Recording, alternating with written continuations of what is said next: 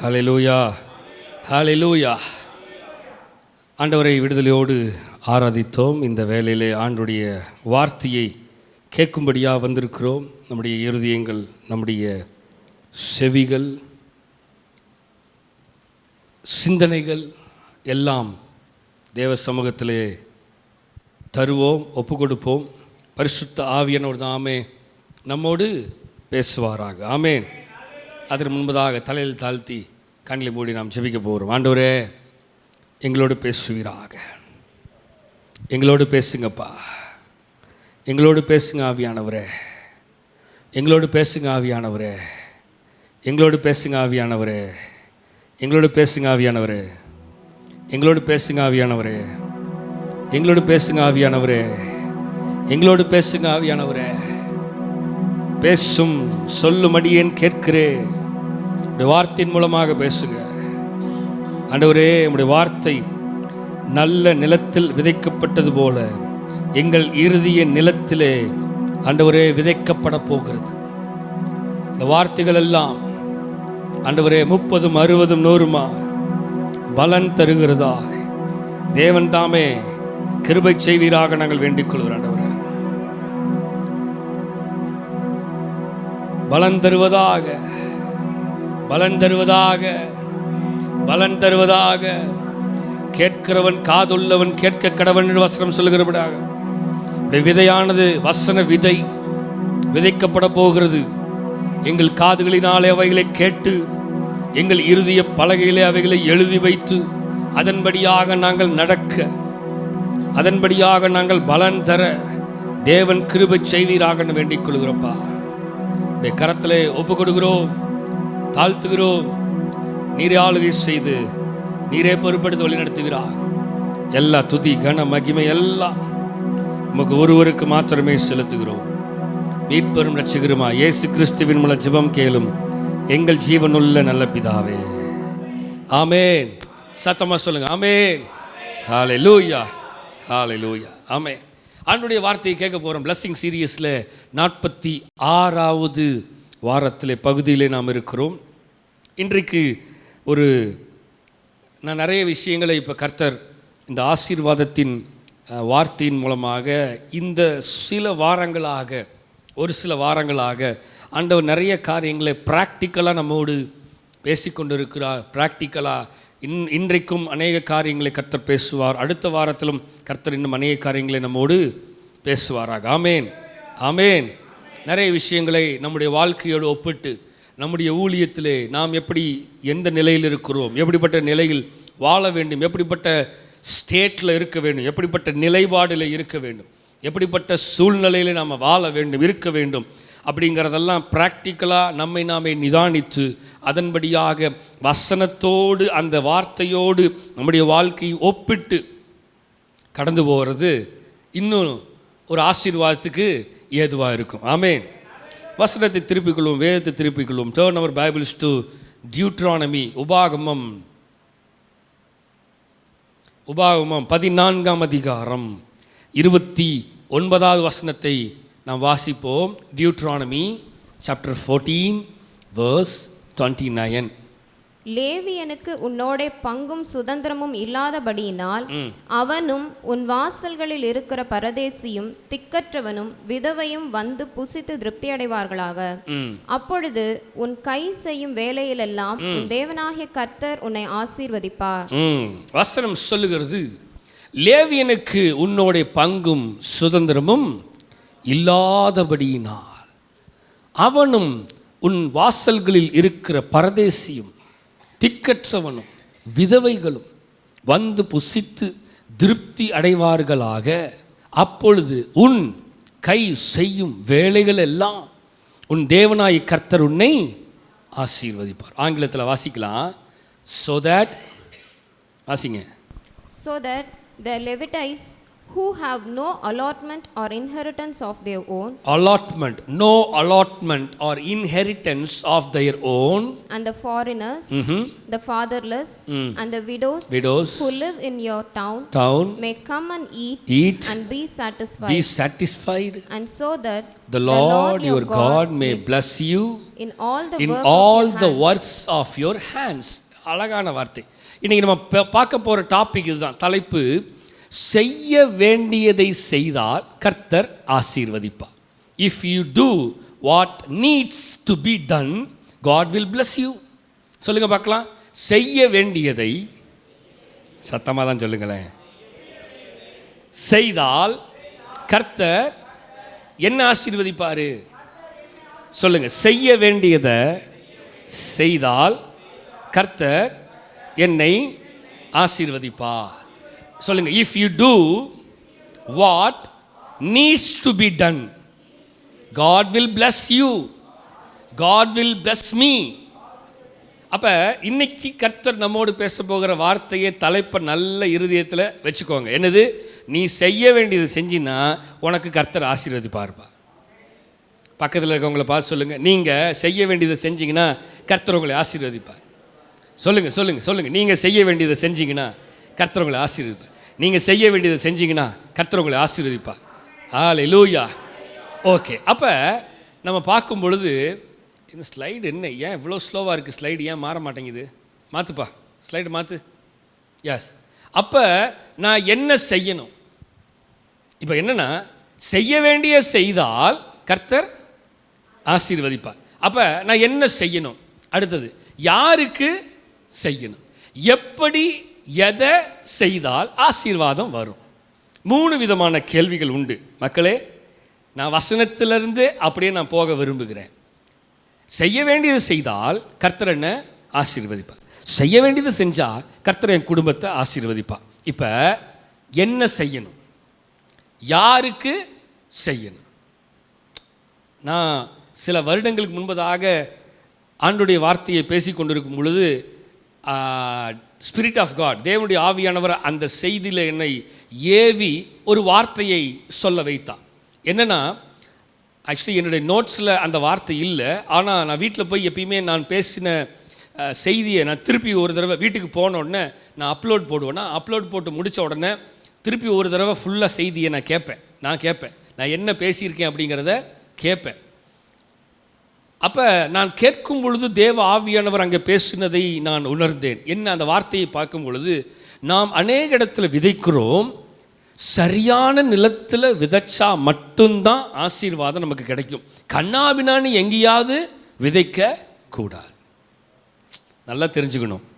இந்த வார்த்தையை கர்த்தர் என்னோடு அந்த ஆராதனையில் உங்ககிட்ட தான் பேசினார். மேபி நீங்கள் மறந்துருக்கலாம். வசனத்தின் மூலமாக பேசும் பொழுது, எங்கே, எப்படி, யாருக்கு, எந்த இடத்தில், எப்படிப்பட்ட இடத்தில், எப்படிப்பட்ட சூழ்நிலையில் நாம் விதைக்கிறோம் என்பதை நன்றாக அறிந்து விதைக்க வேணும்.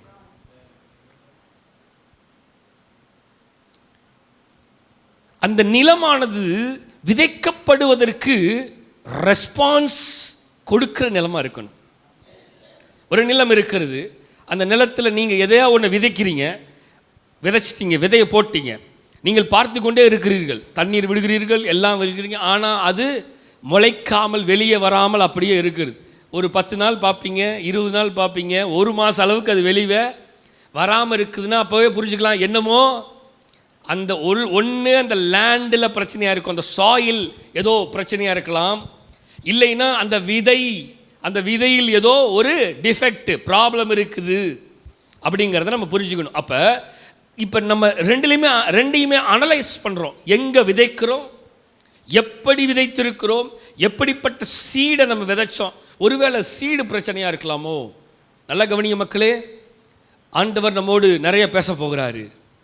ஸோ இப்போ என்ன செய்யணும், யாருக்கு விதைக்கணும், எப்படி, எதை விதைத்தால் எனக்கு ஆசீர்வாதம் வரும். வசனம் தெளிவாக போட்டிருக்கிறது, பொத்தலான பையில போடுற மாதிரி இருக்கக்கூடாது. வசனம் இருக்கா இல்லையா? எஸ். சிலர் சொல்லுவாங்க, சம்பாதிக்கிறேன் ஆனால் வரதும் தெரியல. Why? ஏன்? நீங்கள் சரியான விதத்தில் விதைக்காமல் இருக்கிறபடியினால தான் வரதும் தெரியல, போகிறதும் தெரியல. ஸோ நல்லா தெரிஞ்சுக்கணும், எப்படி விதைக்கணும், யாருக்கு விதைக்கணும், எங்கே விதைக்கணுங்கிறத தெரிஞ்சிருக்கணும். அல்லேலூயா. சரி, இப்போ வசனத்துக்கே வருவோமே. ஸ்லைடுக்கு வாங்க ஃபஸ்ட்டு. ஓகே, ஒருவேளை எனக்கு ஸ்லைடு மாறலின்னா நான் சொல்கிறத கேட்டு கவனமாக டக்குன்னு மாறிடுங்க ஸ்லைடை. லேவியனுக்கு உன்னோடு பங்கும் சுதந்திரமும் இல்லாதபடினா. லேவினா யாரு? Who is Levi? One of the tribe. என்னதுங்க? கோத்திரங்களில் ஒரு கோத்திரம். எத்தனை கோத்திரம் இருக்கிறது? 12 tribes, 12 கோத்திரங்கள் இருக்கிறது. 12 கோத்திரங்களில் ஒரு கோத்திரம். என்ன கோத்திரம்? லேவியின் கோத்திரம். Tribe, Levi tribe. இப்போ இந்த லேவி கோத்திரத்தில் தான் ஆசாரிய ஊழியத்தை செய்கிற ஆசாரியத்துவத்தினுடைய முக்கியம் அவர்கள் மேலே மட்டும்தான். அபிஷேகம் அவங்க மேலே மட்டும்தான் இருக்குது. மீதி இருக்கிற அந்த 11 ட்ரைபு மேலே யார் மேலேயும் இப்படிப்பட்ட அனாயிட்டிங் இல்லை. That's the special anointing. தேவனால் கொடுக்கப்பட்ட அந்த அபிஷேகம், தேவனால் தெரிந்து கொள்ளப்பட்ட ஒரு பாத்திரவான்களாய் இருக்கிறவர்கள் தான் லெவிடைஸ், லேவி கோத்திரம். அவர்கள் தேவனுக்கென்று ஊழியம் செய்ய பிரித்தெடுக்கப்பட்டவர்கள். உலக வேலையோ மற்ற வேலையோ செய்கிறதுக்கு அல்ல. அதுதான் என்ன சொல்லப்படுது? ஆசாரியத்துவம். சொல்லுங்க, பிரீஸ்ட். சொல்லுங்க, பிரீஸ்ட். ஆசாரியத்துவத்தை, ஊழியத்தை உடையவர்களாக இருக்கிறார்கள். ஹல்லேலூயா. ஸோ தேவன் தெளிவாக சொல்கிறாரு, லேவியனுக்கு உன்னோட பார்ட்டில், சொத்துல இவனுக்கு சொத்து கிடையாது. உங்களுக்கு சகல சொத்துக்களை கொடுத்துருக்குறேன், சகல ஆஸ்திகளை கொடுத்துருக்குறேன், ஆனால் லேவிக்கு இந்த சொத்துல பங்கு இல்லை. ஏன்னா அவனுக்கு நானே பங்குன்னு ஆண்டவர் சொல்லிட்டார். ஹல்லேலூயா. நான் வசனத்தை தான் பேசிகிட்டு இருக்கிறேன், நீங்கள் வேதத்தை வாசித்து பாருங்கள், தெளிவாக அப்படி தான் போட்டிருக்கோம். லேவிக்கு நானே சுதந்திரம், நானே பங்கும்பார் கர்த்தர். ஹல்லேலூயா. அப்போ நல்லா கவனிங்க, வசனம் சொல்லுது, லேவியனுக்கு உன்னோட பங்கும் சுதந்திரமும் இல்லாதபடியா. ஸோ ஊழியக்காரர்களுக்கு, சிம்பிளாக சொல்லணும்னா ஊழியக்காரங்களுக்கு இதில் பங்கு சுதந்திரம் இல்லை. அடுத்தது யாருக்கு?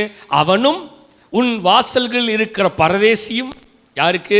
பரதேசிகள் யாரோ, ரோட்டில் இருக்கிறவங்க, திக்கற்ற பிள்ளைகள் யாரோ. அப்புறம் வசனத்தை வாசிங்க, விதவைகள் வந்து புசித்து திருப்தி அடையணும். எங்கே வந்து புசிச்சு?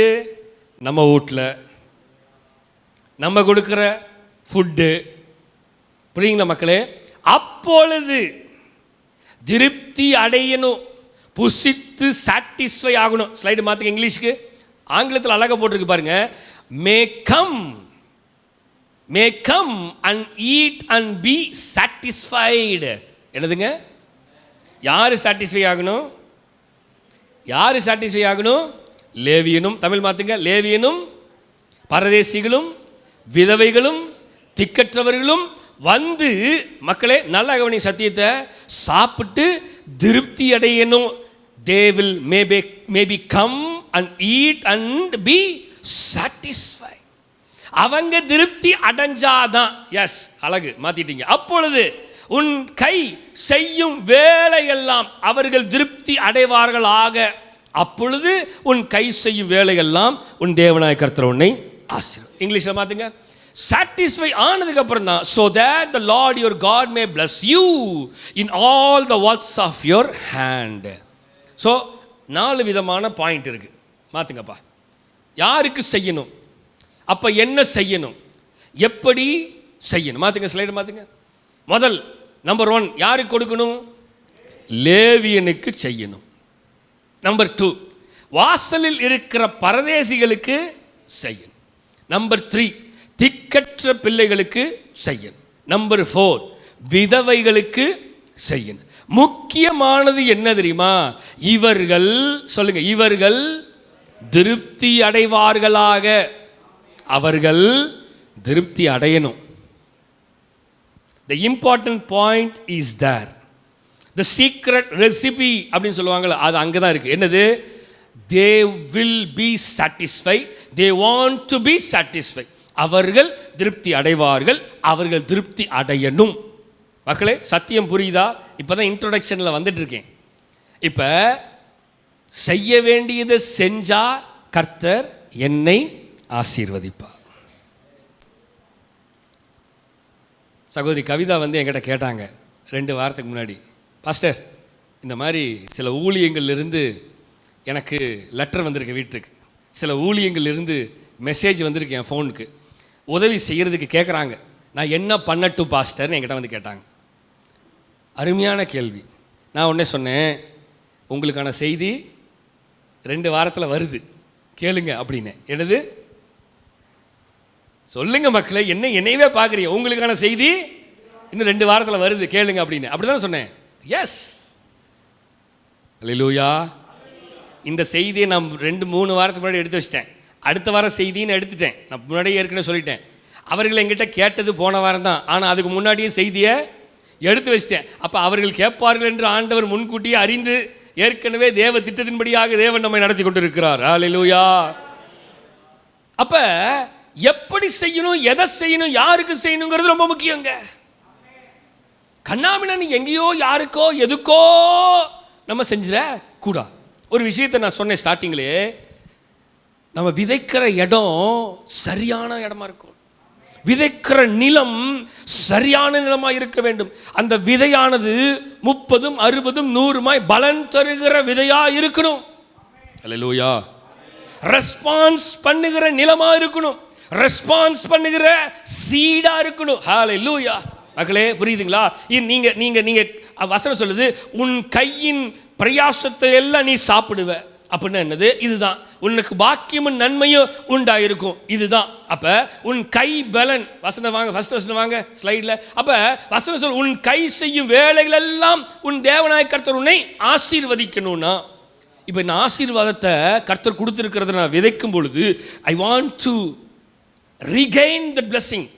அந்த ஆசீர்வாதத்தை விதைக்கிறதுக்கு கரெக்டான ஆசீர்வாதம் எனக்கு வந்து சேரணும். இல்லைன்னா நான் விதைக்கிறது நஷ்டமாக போயிடும். அறிவுதார் புரியுதா உங்களுக்கு நான் சொல்றது? ஒரு காய்கறிகளை போடுறோம், அவைகள் வளர்ந்து வெறும் செடியாய் மாத்திரம் இருக்கிறது, கனிகள் கொடுக்கவில்லை. தக்காளி போடுறோம், ஒரு விதையை, ஒரு தக்காளி இப்படி நம்ம நசுக்கி போட்டோம்னா அது பல செடிகளை உருவாக்குகிறது. உருவாக்கப்பட்ட செடியானது அதிலிருந்து ஒரு தக்காளி பழம் கூட நீங்க பார்க்க முடியலன்னு வைங்களேன், எப்படி இருக்கும்? அது ஆசீர்வாதமாக இருக்குமா? இருக்காது. அப்போ ஸ்லைடு மாற்றுங்கப்பா. விதைக்கப்படுகிற விதை சரியா இருக்கணும், திருப்தி அடையணும். சொல்லுங்க மக்களே, சொல்லுங்க, திருப்தி அடையணும், திருப்தி அடையணும். வாசிக்கலாம், நான் வரேன், நிறைய பேசுவேன், கர்த்தர் பேசுவேன் நம்மோடு. உபாகமம் 14ஆம் அதிகாரம் 27ஆம் வசனத்தை வாசிக்கலாம். நம்பர் 1, ஃபர்ஸ்ட் யாருக்கு செய்யணும்? லேவியனுக்கு செய்யணும். வாசிக்கப்பா. லேவியனுக்கு உன்னோட பங்கும் சுதந்திரமும் இல்லாதபடியால் அவனை கைவிடாயாக. அவனை கைவிட்றாத. உன் சொத்துல அவனுக்கு பங்கு இல்ல, ஆனா அவனுக்கு செய்ய வேண்டியதை நீ செய்யணும். யாருக்கு? யாருக்கு? லேவியன் யாரு? ஆசாரியன் யாரு? ஊழியக்காரன். பாஸ்டருக்கு எதுக்கு நான் செய்யணும்? many of the people's question இதுதான். புதிய ஏற்பாட்டில் எங்க கொடுக்கறத பத்தி கொடுத்துருக்கு சொல்லப்பட்டிருக்குதா? பழைய ஏற்பாட்டில் கொடுக்கப்பட்டதை பற்றி சொல்லப்பட்டிருக்குது. புதிய ஏற்பாட்டில் இப்படிலாம் சொல்லியிருக்காங்களா? பழைய ஏற்பாட்டில் 10ல் 1 பங்கு கொடுக்கணும், தசமமாகும், காணிக்கை கொடுக்கணும், விளைச்சல் பலனை கொடுக்கணும். புதிய ஏற்பாட்டில் எங்கே தெளிவாக ஏதாவது போட்டிருக்குதா? நிறைய பேர் கேட்குறான். I am living in a new கவர்னன்ட் period. நான் புதிய ஏற்பாடு நாட்களை வாழ்ந்து கொண்டிருக்கபடினால இதெல்லாம் கொடுக்கணுமா?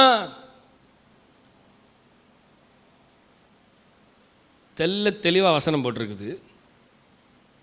பழைய ஏற்பாட்டில் 10ல் 1 கொடுக்கணும்னா புதிய ஏற்பாட்டில் மொத்தத்தையும் கொடுக்கணும். அது தெரியுமா? இருக்கிற எல்லாவற்றையும் எங்கே கொண்டு வந்து போட்டாங்களா? ஆசாரியனுடைய பாதத்திலே கொண்டு வந்து, பாஸ்டர் எனக்கு இன்றைக்கி இந்த மாதம் 1,00,000 சம்பளம், இந்தாங்க 1,00,000 என் சம்பளத்தை அப்படியே பாஸ்டர் இந்தாங்க உங்கள் கையில் கொடுக்குறேன், நீங்கள் பார்த்து எதை கொடுக்குறீங்களோ அதுதான் எனக்கு. அப்படி தான் என்ன முழிக்கிறீங்க? அப்படி தான் வேதத்தில் புதிய ஏற்பாட்டு காலத்திலே வாழ்ந்தார்கள். நம்ம அப்படி செய்கிறோமா மக்களே? கவனிங்க, நம்ம அப்படி செய்கிறோமா?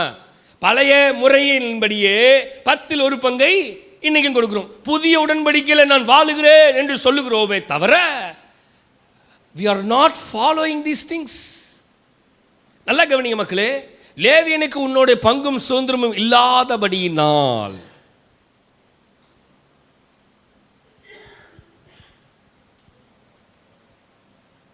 பாஸ்டருக்கு என்னையை நான் பேசலை, தப்பாக நினச்சிக்காதீங்க. என்ன பாஸ்டர் என்னையை பற்றி இன்னைக்கு பாஸ்டர் எதையோ வச்சு பேசுகிறாருன்னு வசனத்தை மட்டும்தான் பேசுவேன். பாஸ்டருக்கு சொந்த வீடு இருக்காது.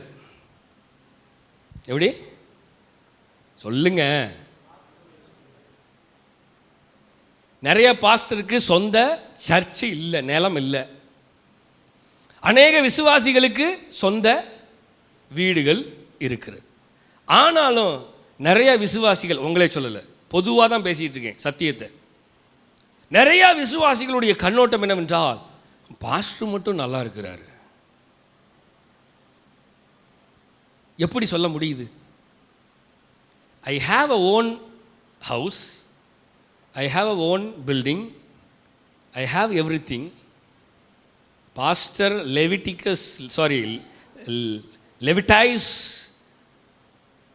லேவியர்களுக்கு சொந்த வீடு இல்லை, சொந்த இதுக்கு இல்லை, எதுவுமே இல்லை, நானே பங்குன்னு கர்த்தர் சொல்லிட்டாரு. அவனுக்கு லேண்டு கிடையாது, ஒன்றும் கிடையாது, சுதந்திரமும் இல்லை, பங்கும் இல்லை, ஒன்றும் இல்லை, போடா அப்படின்னு ஆண்டவர் சொல்லி துரத்தி விட்டார். எனக்கு எல்லா பங்கும் இருக்குது. ஆனாலும் பாஸ்டரை பார்த்து எப்படி பாஸ்டர் மட்டும் இவ்வளவு நல்லா ட்ரெஸ் பண்ணுறாரு? நிறைய பேருக்கு கேள்வி வருகிறா, கேள்வி எழும்புகிறதா? என்னை பார்த்தே அநேகர் கேட்டது உண்டு, எப்படி நீங்கள் மட்டும் இவ்வளோ நல்லா ட்ரெஸ் பண்ணுறீங்க? அப்படி என்னடா நான் ட்ரெஸ் பண்ணிட்டேன்? தங்கத்திலே போட்டு வந்திருக்கிறோம், இல்லை நடக்கும்போது வைரம் அப்படியே குதிக்குதா, கம் கம் கம்னு எங்கேயாவது குதிக்குதா? So just think the people's mind. அவன் ஆசீர்வதிக்கப்பட்டதை மறந்து விட்டான். அதனால தான் அவன் புலம்பிகிட்டே இருக்கிறான். இப்போ லேவியரை எடுத்துக்கோங்க, இல்லை எனக்கு சுதந்திரம் கர்த்தர்ரா, அவர் தருவார்ரா, எனக்கு இருந்தாலும் சரி இல்லைனாலும் சரிடா, சந்தோஷம் தாண்டு போகிறான். இவன் கவலையப்பட மாட்டான். ஏன்னா கர்த்தர் சொல்லிட்டாரு, ஊழியக்காரனுக்கு பங்கு நான் தான், உனக்கு சொத்து சுதந்திரம் எதுவுமே கிடையாது, போடா அப்படின்ட்டாரு. உனக்கு நானே பங்கு, அவ்வளோதான். நீ இந்த இதெல்லாம் பார்க்காத, உனக்கு சொந்த வீடு அவசியம் இல்லை, போ. தங்கம் வேணாம், வெள்ளி வேணாம், அதனால தான் எல்லாத்தையும் கலட்டி வீசிட்டான்.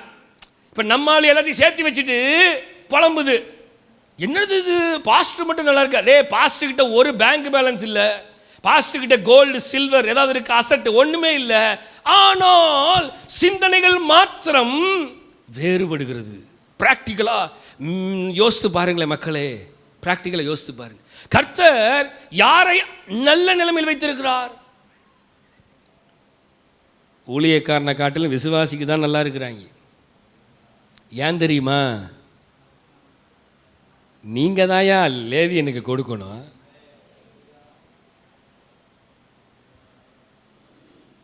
கர்த்தர் ஏன் உங்களை நல்ல நிலைமையில் வச்சிருக்கிறாரு? உங்களுக்கு ஏன் நல்ல வீட்டை கட்டுறதுக்கு ஆண்டவர் உதவி செய்தார்? லேவியனுக்கு நீங்கள் தான் ஏன் கொடுக்கணும். வசனம் சொல்லுது, அவனை, லாஸ்ட் லைனை பாத்தீங்க, நான் ஏதோ தப்பாக படிக்கிறேன்னு நினச்சிக்கூடாது, நீங்களே படிங்க. லாஸ்ட் லைன் என்ன போட்டிருக்குது? அவனை என்னதுங்க அப்படின்னா? அவனை கைவிட்டுறாத. வீட்டில் இருக்கிற பெருசுங்க வயசானவங்கெல்லாம் செத்து போகும்போது, தயவு செய்து உன் தம்பியை உங்கள் அண்ணனை கைவிட்டுறாத அப்படின்னு இவன் எழுதி வச்சிருவான். என்னாலும் சரிடா, தம்பிய அண்ணனை சொந்தக்காரனை எங்கள் அம்மா சாவும் போது சொல்லிட்டு செத்து போச்சு, கைவிட மாட்டேன். செய்கிறோமா?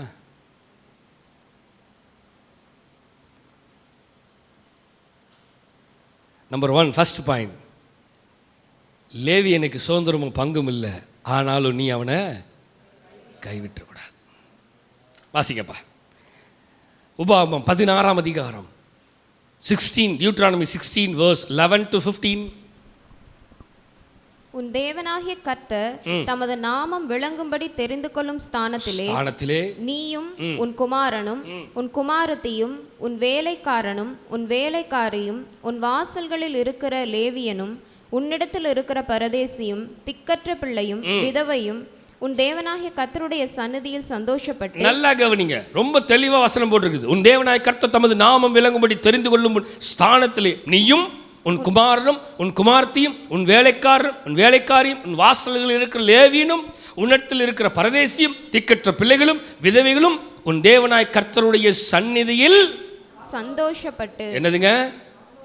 ரைட். அடுத்தது, நீ எகிப்தில் அடிமையா இருந்ததை நினைத்து இந்த கட்டளைகளை கைக்கொண்டு இவைகளின்படி செய்ய கடவாய்.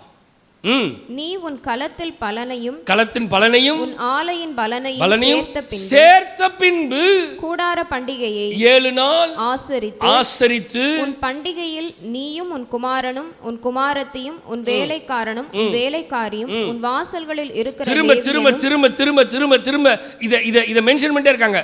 முதல்ல அந்த வசனத்தில் 11ஆம் வசனத்தில் வந்துச்சு, 14ஆம் வசனத்தில் திரும்பி வருது. உன் வாசல்களில் இருக்கிற நீயானும் சரி, குமாரனும் சரி, உன் வேலைக்காரன் சரி, வேலைக்காரன் சரி, உன் வாசல்களில் இருக்கிற லேவியனும் பரதேசியும் திக்கற்ற பிள்ளைகளும் விதவைகளும் சந்தோஷப்பட கடவர்கள். உனக்கு உண்டான எல்லா வரத்திலும், நல்லா கவனிங்க, அவர்கள் சந்தோஷப்படணும். உனக்கு உண்டான எல்லா வரத்திலும் உன் கைகளுடைய எல்லா கிரியைகளிலும் உன் தேவனாகிய கர்த்தர் உன்னை ஆசீர்வதித்தபடியினால். சொல்லுங்க ஏங்க, சொல்லுங்க, கர்த்தர் எத்தனை பேர்த்த ஆசீர்வாதம் வச்சிருக்கிறார்?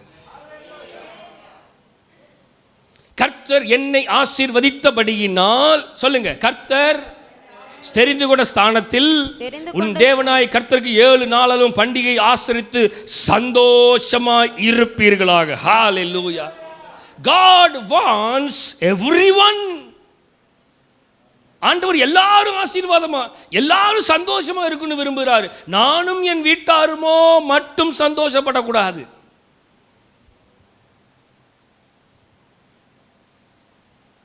கிறிஸ்மஸுக்கு ட்ரெஸ் எடுக்கணும்னா நீங்கள் ட்ரெஸ் எடுத்தீங்கன்னா 4 விதவைகளுக்கு ட்ரெஸ் எடுங்க.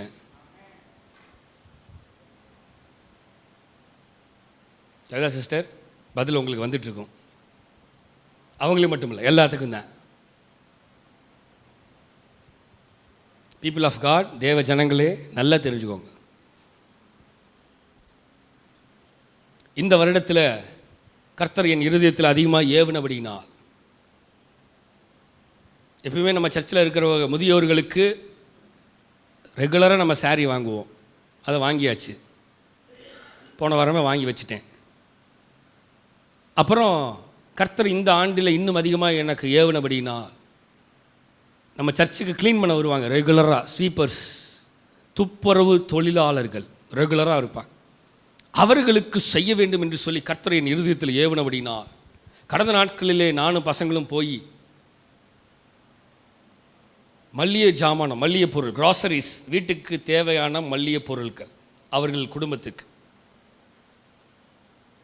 ஒரு 2600 ரூபாய்க்கு வாங்கினோம்.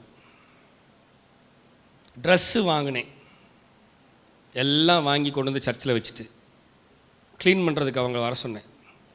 ஃப்ரண்ட்டில் க்ளீன் பண்ணி முடித்த உடனே அவர்கள் செய்கிற வேலைக்கான கூலியை கொடுத்துட்டு இதை எடுத்து பாக்ஸ் 2 பாக்ஸ் எடுத்து 2 பேர்த்துக்கு கொடுத்து, ட்ரெஸ்ஸஸ் எடுத்து கொடுத்து, கிறிஸ்மஸுக்கு கர்த்தர் உங்களை ஆசீர்வதிக்கிறார், இது கிறிஸ்மஸ்க்கான கிஃப்ட்டு, வச்சுக்கோங்க, சந்தோஷமாக இருங்க, போங்க. பீப்புள் ஆஃப் காட், நான் செய்கிறேன், அதனால் சொல்கிறேன்.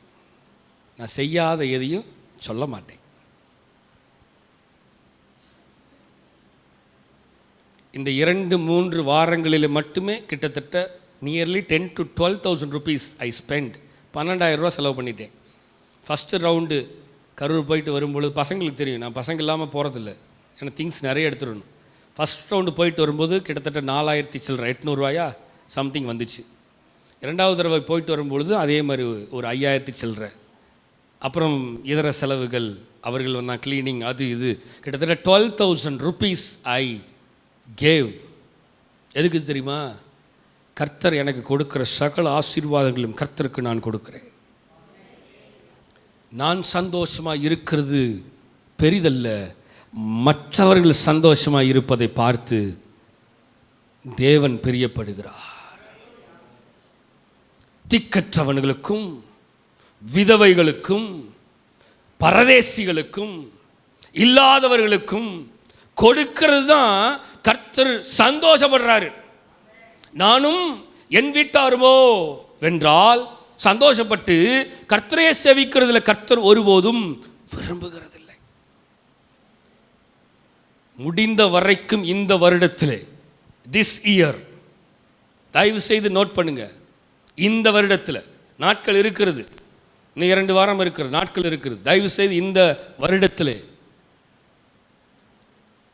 ஒரு 2 ஃபேமிலி இல்லாதவர்கள் யார் என்று அறிந்து கொள்ளுங்கள். திக்கற்றவர்கள் யார் என்று அறிந்து கொள்ளுங்கள். இருக்கிறவனுக்கு கொடுக்காதீங்க.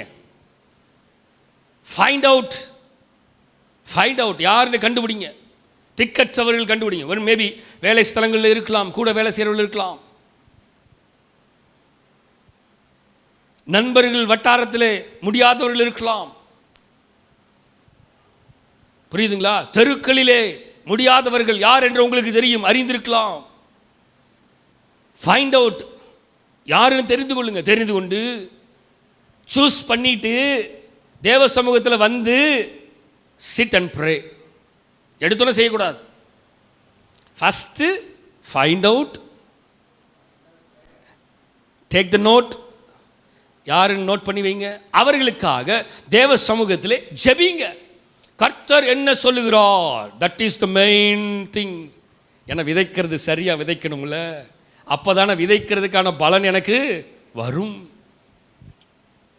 ஏன் இவ்வளவு ஆழித்தரமாக இவ்வளவு ஸ்ட்ராங்காக சொல்லி கொடுத்துட்ருக்கிறேன்னா, முன்பு எனக்கும் தெரியாமல் நான் நிறைய இடத்துல விதைச்சிருக்கிறேன். நானும் அறியாமல் நிறைய இடத்துல இறைச்சிட்டேன். ஆனால் ஒன்ஸ் அப்பான் அ டைம் பரிசுத்த ஆவியானவர் என் இருதயத்தில் மிகவும் ஸ்ட்ராங்காக உறுதியாக என்கிட்ட பேசினார். அநேகர் உன்னை ஏமாற்றி கொண்டிருக்கிறார்கள், அநேகர் உன்னுடைய பணத்தையும் உன்கிட்ட இருந்து பொருளையும் வாங்க வேண்டும் என்பதற்காக நடித்து கொண்டிருக்கிறார்கள். You want to find out அப்படின்னு கர்த்தர் என் இருதயத்திலே ஆழமாய் தெளிவாய் பேசினார். அந்த நாளிலிருந்து இன்றைக்கு வரைக்கும் ஆண்டவரே செய்யணுமா வேண்டாமா சொல்லுங்க. இஃப் காட் அக்செப்ட், ஆண்டவர் அனுமதித்தால் மாத்திரமே செய்யறது, இல்லைன்னா என்ன ஆனாலும் சரி செய்யறது இல்லை. புரியுதுங்களா?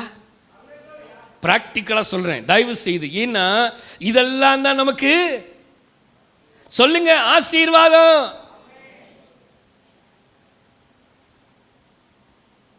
கர்த்தருடைய நன்மையை எப்படி சொல்லி பாடணும், எப்படி சொல்லி பாட முடியும்? அவனுக்கு செஞ்சு பாருங்க. செஞ்சுட்டு சொல்லிட்டு கர்த்தர் உனக்கு நான் செஞ்சேன்னு சொல்லக்கூடாது. கர்த்தர், நான் தான் சொன்னேன், கர்த்தர் உங்களுக்கு ஆசீர்வதிக்கிறாரு, கிறிஸ்மஸ்க்கு வச்சுக்கோங்க, கர்த்தர் உங்களை ஆசீர்வதிப்பா. இப்போ கர்த்தருடைய ஆசீர்வாதம், இதிலே தேவன் பிரியமாயிருக்கிறார், இதிலே தான் மகிமை அடைகிறார். எதுல? இதுல தான். நம்ம புலம்புறோம், கர்த்தர் நம்ம எந்த அளவுக்கு ஆசீர்வாதமாக வைத்திருக்கிறார் என்பதை நிறைய நேரம் நமக்கு புரியாம எனக்கு இல்லை அப்படின்னு புலம்புறோம். ஐயா, அந்த வார்த்தையை சொன்னீனா நீ கடைசி வரைக்கும் இல்லாமலே நிற்ப, இருக்கிறதையும் இழந்துருவ, இருக்கிறதையும் கர்த்தர் இல்லாம ஆக்கிடுவாரு. தேவைகள் அநேகம் இருக்கிறது தான் சபைக்கு. இந்த அடுத்த வாரத்தில் கிறிஸ்மஸுக்கு சாப்பாடு போடணும், அதுக்கு ஒரு செலவு இருக்குது, நியூ இயருக்கு செலவு இருக்குது, லைட்ஸ் போடணும் செலவு இருக்குது, எல்லா செலவு இருக்குது. என்ன செய்ய போகிறேன்னு தெரியல, கர்த்தர் பார்த்துக்குவார். புரியுதுங்களா மக்களே? ஆனால் நமக்கு நாமே சேர்த்து வைக்கிறதில்ல, பிறருக்கு கொடுக்கணும். வசனம் தெளிவாக சொல்லப்படுகிறது, சந்தோஷமாக இருப்பார்களாக. அவனுடைய சந்தோஷம் கர்த்தருடைய சந்தோஷம். வாசிங்கப்பா அடுத்த வசனம், ஸ்லைட் மாத்துங்க. உபாகமம் 24 அதிகாரம் 19, 20, 21, 22 வசனங்களை வாசிப்போமா? நீ உன் பயிரை அறுக்கையில், நல்லா கவனிங்க, வசனத்தை பாருங்க. நீ உன் பயிரை அறுக்கையில் உன் வயலிலே ஒரு அரிக்கட்டை மறதியாய் வைத்து வந்தாயானால், மறதியாய் வச்சிட்டு வந்தீனா அதை எடுத்து வரும்படி திரும்பி போக வேண்டாம். எடுக்கிறதுக்கு திரும்பி போகாத. உன் தேவனாகிய கர்த்தர் உன் கை பிரயாசத்தில் எல்லாம் உன்னை ஆசீர்வதிக்கும்படி அதை பரதேசிக்கும் திக்கற்ற பிள்ளைக்கும் விதவைக்கும் விட்டு விடுவாயாக. என்ன அழகு தெரியுமா? If you forget something in the land, விட்டுரு. எப்படி? If you forget something in the land, விட்டுரு. அத திருப்பி போய் எப்படியாவது எடுத்துட்டு வந்து அது போகாத. அது என்ன தெரியுமா? அதை பரதேசிகளுக்கும் திக்கற்ற பிள்ளைகளுக்கும் விதவைகளுக்கும் என்ன பண்ணுமா? சொல்லுங்க சொல்லுங்க. ரைட், வசனம் வாசிங்க. உன் ஒலிவ மரத்தை உதிர்த்து விட்ட பின்பு கொம்பிலே தப்பி இருக்கிறதை பறிக்கும்படி திரும்பி போக வேண்டாம். திரும்பி போக வேணாம். பழத்துல மரத்துல ஏறி எல்லா பழத்தையும் போறிடா. என்னது? நம்ம எப்படி வாழ்ந்துருப்போம்னு கொஞ்சம் நினைச்சு பாருங்களேன். கொய்யா மரம் நம்ம வீட்டில் இருக்குதுன்னா, ஐயோ நம்ம சொல்லுவோம் இது வேஸ்ட்டாக தான் போகுது, அதனால பறிச்சுங்க எல்லாத்தையும். பறிச்சிரு, இல்லை ரோட்டில் போகிறவன் பறிச்சுட்டு போயிடுவான். அட லூசு பையிலே, ரோட்டில் போகிறவன் பறிச்சுட்டு போகிறதுக்கு தானே கர்த்தர் உட சொல்கிறாரு அப்படின்னு வசனம் போட்டிருக்குது. என்னையே பார்க்காதீங்க லூசு பையிலன்னு சொன்னோன்னே, வசனம் தான் போட்டிருக்கு. என்னது?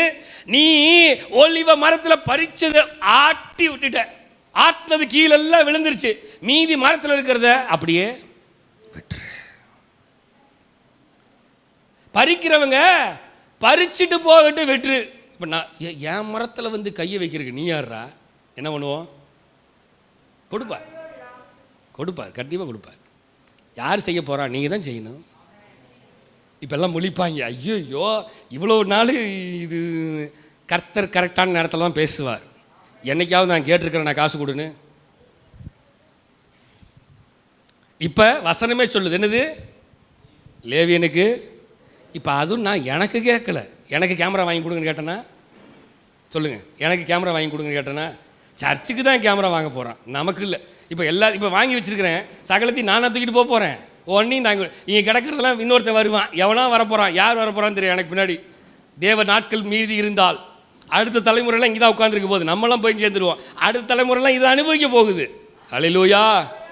மக்களே, நம்ம பிளாட்ஃபார்மை செட் பண்ணி வச்சுட்டு இருக்கிறோம். அவங்களுக்கு யார் வரப்போறான்னு தெரியல, யாரோ அடுத்த தலைமுறை எல்லாத்தையும் அனுபவிக்க போகுது. நம்ம உட்கார்ந்துறதுல நம்ம பிள்ளைங்க உட்கார போறாங்க அடுத்தது. அல்லேலூயா. சோ இதிலே கர்த்தர் பிரியப்படுகிறார். நீ ஒலிவ மரத்தை உதிரவிட்ட பின்பு கொம்பிலே தப்பி இருக்கிறதை பறிக்கும்படி தப்பி போக திரும்பி போக வேண்டாம், அதை பரதேசிக்கும் திக்கற்ற பிள்ளைகளுக்கும் விதவைகளுக்கும் விட்டு விடுவாயாக. Again and again and again again வசனம் தெளிவாக சொல்கிறது. நீ உன் திராட்சை பழங்களை அறுத்த பின்பு மறுபடியும் அதை அறுக்க திரும்பி போக வேண்டாம், அதை பரதேசிகளுக்கும் திக்கற்ற பிள்ளைகளுக்கும் விதவைகளுக்கும் விட்டுவிடு. எல்லாத்துலேயும் வரும். நீ எகிப்தில் அடிமையாக இருந்ததை நினைப்பாயாக, ஆகையால் இப்படி செய்யும்படி நான் உனக்கு கட்டளையிட்டிருக்கிறேன். எப்பா கொஞ்சம் உன்னை நீ நினைச்சு பாரு. எகிப்தில் நீ இப்படிதான் கஷ்டப்பட்டு இருந்த, ஒருவேளை சாப்பாடு கிடைக்கல, நல்ல சாப்பாடு உனக்கு கிடைக்கல, உன்னை வேலை செய்ய வச்சு கொன்னு எடுத்தானுங்க. செங்கச்சூளையில் செங்கல் அறுத்துக்கிட்டே இருக்கணும் நான் ஸ்டாப்பா, அவ்வளவு வேலையை செய்ய வச்சான். நீ அடிமையாக இருந்த, ஒரு நல்ல சாப்பாடு உனக்கு கிடைக்கல, நிம்மதி இல்லை. ஆனால் நீ எகிப்திலிருந்து வெளியே வந்ததுக்கப்புறம் கர்த்தர் உன்னை பெருக பண்ணி ஆசீர்வாதம் வச்சிருக்கிறத நீ நினைச்சுப்பா. அதே மாதிரி தான் அவனும் இருப்பான்ல. நீ மட்டும் நல்லா இருந்தால் போதுமா? நீ எப்படி இருந்தேங்கிறத நினச்சிப்பாரு. அதே நிலையில் தான் அவனு இருக்கிறாயா? மக்களே, வசனம் புரியுதுங்களா? வாசிக்கலாமா? அடுத்த வசனம் உபாகமம் 26ஆம் அதிகாரம் 11-14 வசனம் வரைக்கும் வாசிக்க பார்க்கலாம். உபாகமம் 26 11-14 வசனங்கள். நீயும் லேவியனும் உன்னிடத்தில் இருக்கிற பரதேசியும் தேவனாகிய கர்த்தர் உனக்கும் உன் வீட்டாருக்கும் அனுகிரகம் பண்ணின சகல நன்மைகளின் நிமித்தமும் சந்தோஷப்படுவீர்கள். நீயும் லேவியனும் உன்னிடத்தில் இருக்கிற பரதேசியும் உன் தேவனாகிய கர்த்தர் உனக்கும் உன் வீட்டாருக்கும் அனுகிரகம் பண்ணின சகல நன்மை நிமித்தமும் சந்தோஷப்படுவீர்களாக. வீடு இல்லாத அநேகருக்கு அவர்களை பார்க்கும்போது எனக்கு நல்ல வீட்டை சொல்லுங்க, இது அணுகிறமா இல்லையா?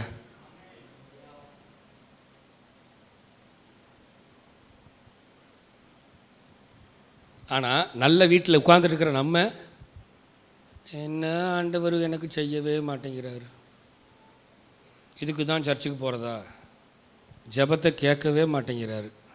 ஐயா, நிறைய பேர்த்துக்கு வீடே இல்லை. கர்த்தர் உனக்கு அனுகிரகம் பண்ணதுக்கு சந்தோஷப்படு. ஆசிங்கப்பா. தசமபாகம் செலுத்தும் வருஷமாகிய மூன்றாம் வருஷத்திலே நீ உன் வரத்தில் எல்லாம் 10% எடுத்து யாரு கொடுக்கணும்? லேவியனும் ரைட்டு, பரதேசியும் ரைட்டு, திக்கற்ற பிள்ளையும் விதவையும் உன் வாசல்களில் புசித்து திருப்தியாகும்படி அவர்களுக்கு கொடுத்து தீர்ந்த பின்பு என்ன கொடுக்கணுமா? சொல்லுங்க, நீங்களே வாசிங்க, வசனத்தை வாசிங்க. தசமபாகம் செலுத்தும் வருஷமாகிய எல்லாத்தையும் தான் வாசிக்க சொன்னேன் மக்களே, எல்லாத்தையும் வாசிக்க சொன்னேன். வாசிங்க. தசமபாகம் அப்படின்னு என்னது? தசமபாகம் என்னது? லாஸ்ட் லைன் என்ன போட்டிருக்குது? அவர்களுக்கு கொடுத்து தீர்த்த பின்பு. நம்ம என்ன பண்ணுறோம்? ஃபஸ்ட்டு தசமபாகம் எடுத்து வைக்கிறோமா? உங்களை தப்பாக சொல்லலை, யோசித்து பாருங்க. சம்பளம் வாங்கின உடனே முதல்ல எவ்வளோ சம்பளமோ அந்த சம்பளத்தில் தசமபாகத்தை எடுத்து வச்சிடணும்.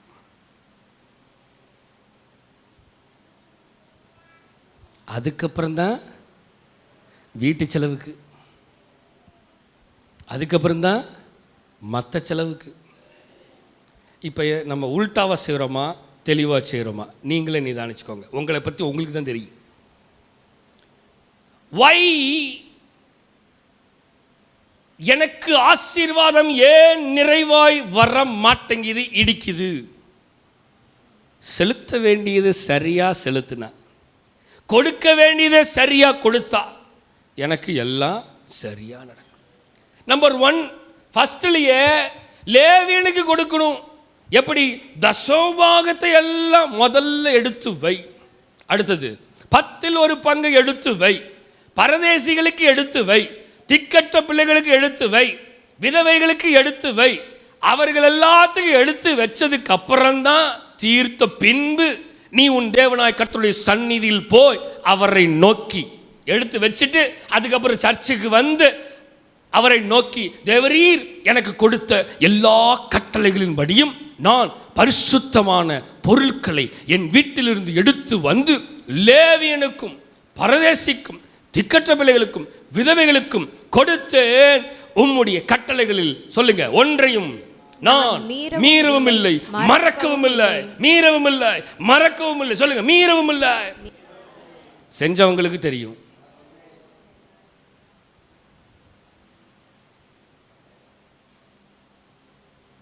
வசனத்தை தான் பேசிட்டு இருக்கேன். முதல்ல தசமபாகம் எடுத்து வை. தசமபாகத்தை கொடுத்துரு. த செகண்ட் திங், வீட்டில் வாங்குற எல்லா பொருள்களையும் தசமபாகம் எடுத்து வைக்கணும். முழிக்கிறீங்கல்ல திருன்னு. வசனம் என்ன போட்டிருக்குது? தேவரீர் எனக்கு கொடுத்த எல்லா கட்டளைகளின்படியும் நான், வாசிங்க மக்களே, நான் சொல்லுங்க, பரிசுத்தமான பொருட்களை என் வீட்டிலிருந்து எடுத்து வந்து முதல்ல யாரு கொடுக்கணும்? லேவியனுக்கு, ஊழியக்காரனுக்கு கொடுக்கணும். அடுத்தது எங்க போயிடும்? பரதேசிக்கும். அடுத்து எங்க போகணும்? திக்கற்ற பிள்ளைக்கும். அடுத்து எங்க போகணும்? விதவைக்கும் கொடுத்தேன். செய்றோமா? செய்றோமா மக்களே? சொல்லுங்க, செய்கிறோமா? யாருமே செய்யறதில்லை. செய்கிறீங்களா? கர்த்தர் உங்களை ஆசீர்வதிப்பார். Try to do this. Try to do this. இதை செஞ்சிங்கன்னா தான் ஆசீர்வாதம் சரியாக வரும், இல்லைன்னா வராது. நான் சம்பாதிச்சு நான் ஆசீர்வாதமாக என் வீட்டை கட்டி நான் நல்லா இருக்கிறதுக்காக நான் சம்பாதிக்கிறதுக்கு கர்த்தர் என்னை வைக்கல. வசனம் தெளிவாக சொல்லுகிறது. என்னது? வீட்டிலிருந்து எடுத்து வந்த என்ன பொருள்? பரிசுத்தமான பொருள்.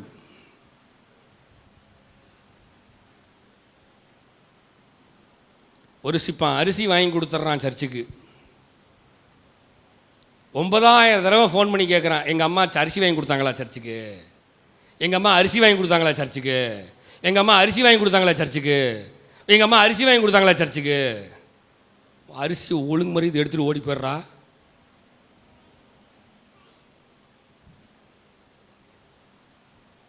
வச்சுருக்கேன் அந்த மூட்டையை தூக்கி அடித்து தூக்கி வீசுறதுக்கு. அப்படியே தான் வச்சுருக்கிறேன், தேவ சமூகத்தில்னு சொல்கிறேன். அந்த மூட்டையை அப்படியே வச்சுருக்கேன் தூக்கி அவன் மூஞ்சில் அடிக்கிறதுக்கு. என்னது என்னங்க குறுகுறுன்னு பார்க்குறீங்க? ஆமாம், நான் பிச்சைக்காரனா? லேவியன் என்ன பிச்சைக்காரனா?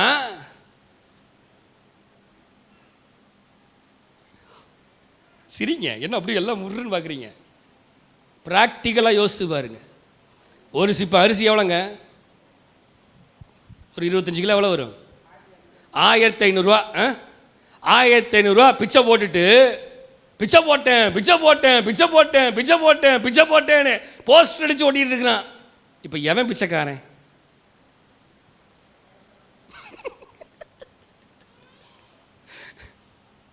மக்களே, வசனம், நான் மற்றதும் பேசலை, வசனத்தான் பேசுகிறேன். உன் வீட்டில் பரிசுத்த பொருட்களை என் வீட்டிலிருந்து எடுத்து வந்து யாருக்கு கொடுக்கணும்? திக்கற்ற பிள்ளைகளுக்கு, விதவைகளுக்கு கொடு. வசனம் தெளிவாக போட்டிருக்குங்க. அப்போ தான் என்னவா? உம்முடைய கட்டளைகள் ஒன்றையும் நான் மீறவும் இல்லை, மறக்கவும் இல்லைப்பா. இப்போ நம்மெல்லாம் வாசிக்கலாம். நான் துக்கம் கொண்டாடும் போது அதில் புசிக்கவும் இல்லை. ஓஹோ, என்னவா? ஒருவேளை லேவியனுக்கும் விதவைகளுக்கும் திக்கற்ற பிள்ளைகளுக்கும் வாசல் இருக்கிற பரதேசிகளுக்கும் எடுத்து வச்சுட்டேன், அதை கொடுக்க மறந்துட்டேன். இப்போ எடுத்து வச்சுட்டேன் ஒரு மூலையில். இப்போ என் கஜானா காலி ஆயிருச்சு. எப்படி? என் வீட்டு கஜானா, சோத்து கஜானா காலி ஆயிருச்சு. அதுதான் அங்கே இருக்குதுல்ல, அதை எடுத்து செலவு பண்ணிட்டு அடுத்த மாதம் இங்கேருந்து அங்கே வச்சுருவோம் அப்படின்னு. மக்களே, என்ன போட்டிருக்குது? நான் துக்கம் கொண்டாடும் பொழுது, என் துக்கத்தில் இருக்கும் பொழுது, என் உபத்திரவத்தில் இருக்கும்போது, நான் ஒன்றுமில்லாமல் இருக்கும்போது கூட நான் அதில் ஒன்றிலும் நான் புசிக்கவில்லை.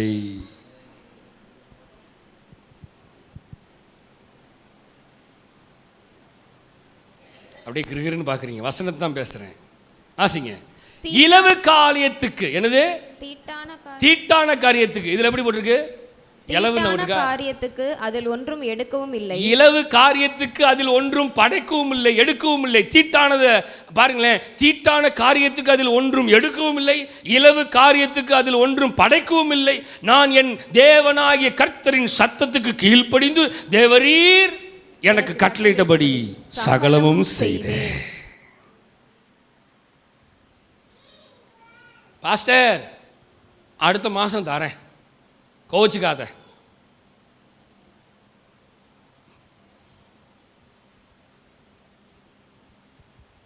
செய்ய வேண்டியதை செஞ்சோமா? நான் எதுக்கு கோச்சுக்கு போகிறேன்? நான் எதுக்கு கோச்சுக்கு போகிறேன்? நான் கோச்சிக்கலாம் மாட்டேன். ஏன்னா எனக்கு பங்கும் சுதந்திரமோ. இங்கே வரத்து இருந்தாலும் சரி, இங்கே வரத்து இல்லைனாலும் சரி, என் பங்கு அவர், செய்ய வேண்டியது அவர் செய்வார். மக்களே, வசனம் புரியுதுங்களா? தீட்டான காரியத்துக்கு தொடலை, இலவு காரியத்துக்கு, செத்துப்போன வீட்டில் இலவு சோறுக்கு இலவு விழுந்துருச்சு, சோறு ஓடணும், அதுக்கு கூட இதை தொடமாட்டேன். ஏன்னா இது பரிசுத்த பொருள். சர்ச்சு கொடுக்க வேண்டியது பரிசுத்த பொருள். வார்த்தையெல்லாம் பயங்கரமாக இருக்குல்ல. பரிசுத்தமானதோட தீட்டானதை ஒன்றும் சேர்க்கக்கூடாது. ஆனால் நம்ம எல்லாத்தையும் போட்டு மிக்ஸ் பண்ணி குழச்சி அடிக்கிறோம். அடி அடி அடி. Why God ஏன் ஆண்டவர் என்னை சரியாக ஆசீர்வதிக்க முடியாமல் இருக்கிறது? நான் செய்கிற சில தவறுகளினாலே. அடுத்த வசனத்தை வாசிக்கலாம். யாத்ராகமம் 22ஆம் அதிகாரம் 21ஆம் வசனத்திலிருந்து 24ஆம் வசனம் வரைக்கும் வாசிக்கலாம். யாத்ராகமம், எக்ஸோடஸ் 22 verse 21 to 24. அந்நியனை சிறுமைப்படுத்தாமலும் ஒடுக்காமலும் இருப்பீர்களாக. அவனை நெருக்கப்படுத்தாத. நீங்களும் எகிப்து தேசத்தில் அந்நியர்களாய் இருந்தீர்களே.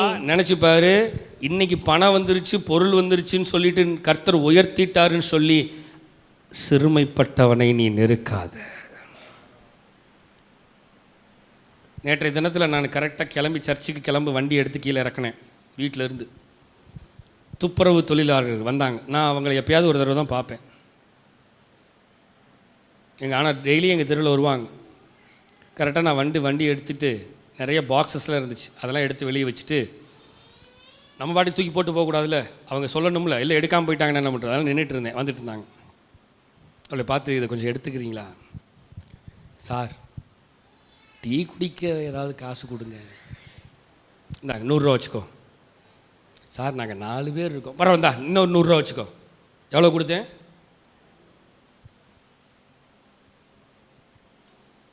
200 ரூபா யாராவது கொடுப்பாங்களா? கர்த்தர் என்கிட்ட பேசினார், எடுத்து கொடுத்துட்டேன். அவ்வளோதான், வச்சுக்கோ, அந்த 100 ரூபா வச்சுக்கோ. ஃபஸ்ட்டு எடுத்தோன்னே டீ எவ்வளவு?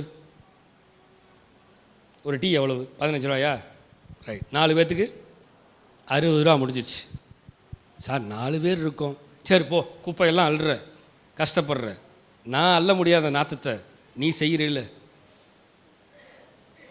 என் நாத்தத்தெல்லாம் அவன் அள்ளுறான், அதுவே பெரிய கிருபை, வச்சுக்கப்போ, கர்த்தருடைய ஆசீர்வதிப்பா. திக்கற்றவர்களுக்கு செய்யணும். Want to give, want to do. எனக்கே காசு இல்லை, பஞ்சப்பாட்டு பாடினீன்னா நீ திக்கற்றவனா மாறிடுவேன்.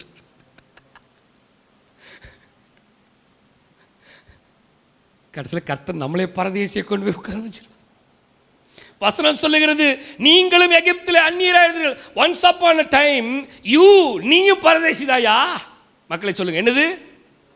ஒன்ஸ் அப்பான் a டைம் நீயும் பரதேசிதான். ஒன்ஸ் அப்பான் a டைம் நீயும் திக்கற்றவன் தான். ஒன்ஸ் அப்பான் a டைம் நீயும் அந்நியனாக தான் இருந்த. இப்போ கர்த்தர் உயர்த்திட்டார்னு அவனை சிறுமப்படுத்தாத. வாசிங்க. விதவையும் திக்கற்ற பிள்ளைகளையும் ஒடுக்காமல் இருப்பீர்களாக. அவர்களை எவ்வளவாகிலும் ஒடுக்கும் போது அவர்கள் என்னை நோக்கி முறையிட்டால் அவர்கள் முறையிடுதலை நான் நிச்சயமாய் கேட்டு. அடுத்த லைன் எங்க வாசி. கோபம் உண்டவராய் உங்களை பட்டயத்தினால் கொலை செய்வேன். உங்கள் மனைவிகள் விதவைகளும் உங்கள் பிள்ளைகள் திக்கற்ற பிள்ளைகளும் ஆவார்கள்.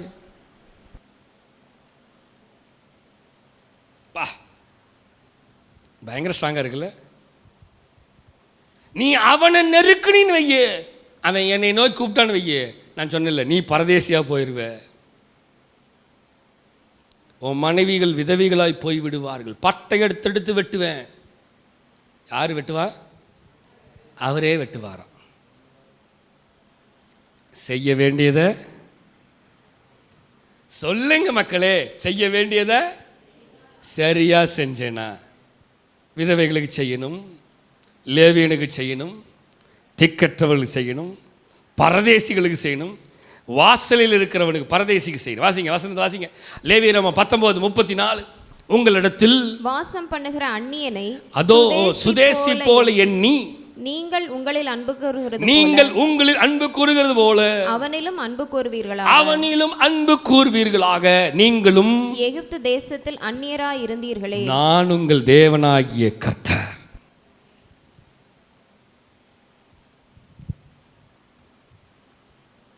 மற்றவர்கள் அன்பு கூறு. எவ்வளோ அழகு தெரியுமா? எப்படி போட்டிருக்கு?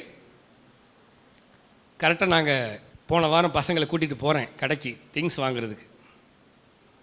கரெக்டாக போஸ்ட் ஆஃபீஸுக்கு முன்னாடி நாங்கள் ஏடிஎம் மிஷினுக்கு முன்னாடி நாங்கள் நிற்கும் போகிறோம்.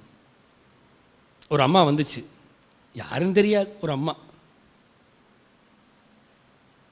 சார் சாப்பிட்றதுக்கு நான் அப்படியே 2 நிமிஷம் அந்த அம்மாவே பார்த்தேன், கண்ணையே இப்படி பசங்களை பார்த்தேன், இப்போ அந்த அம்மாவை பார்த்தேன். அது சரீரத்தில் உச்சந்தலை முதல் உள்ளம் கால் வரையிலும் ஃபுல்லாக ஸ்கின் டிசீஸ், பயங்கரமான ஸ்கின் டிசீஸ். அது எல்லாத்தையும் போத்திட்டு நிற்கிது அந்த அம்மா. வீட்டிலேருந்து துரத்தி விட்டானுங்களா என்னன்னு தெரில. பர்ஸ் எடுங்கப்பா, 100 ரூபா தான், கம்மியெல்லாம் இல்லை. பசங்க 100 ரூபா கொடுக்குறீங்க. கர்த்தர் நம்மளை நல்லா வச்சிருக்கிறார், நல்ல சோறு சாப்பிட வச்சிருக்கிறார். அவன் சோத்துக்கு காசு கேட்குறான். அவனுடைய ஸ்கின் பார்க்கும் பொழுது ஸ்கின் டிசீஸ் அவ்வளவு, அது என்னது என்ன சொல்லுவாங்க பயங்கரமாக, என்னால் அது என்னது இப்போ சொரியாசிஸ், சொரியாசிஸ், பயங்கரமான psoriasis. No medicine for that skin disease. அதுக்கு அந்த ஸ்கின் டிசீஸுக்கு மெடிசனே இல்லை. ஃபஸ்ட்டு ஸ்டேஜில் க்யூர் பண்ணாதான். ஃபுல்லாக சொரியாசிஸ். அதோடைய வேதனையிலேயே செத்துருவாங்க, அவ்வளவு கொடுமையாக இருக்கும் சொரியாசிஸ். நான் பார்த்து ரீட் பண்ணி அந்த அம்மாவை பார்த்துட்டு எடுத்து கொடுத்துட்டு வண்டி எடுத்துகிட்டு வந்துட்டேன். ஜனமே, தேவ ஜனமே, தேவ பிள்ளைகளே, தயவு செய்து உங்கள் வயிற்றை நிரப்பாதீர்கள். உங்கள் வயிற்றை மட்டுமே நிரப்பிக் கொண்டு இருக்காதீர்கள். மற்றவனுடைய வயிறு நிரம்பணும். என் வீடு நிரம்பிட்டு இருக்கிறது பத்தாது, மற்றவர்களுக்கும் உங்களால் முடிந்தவரை செயல்படுங்க.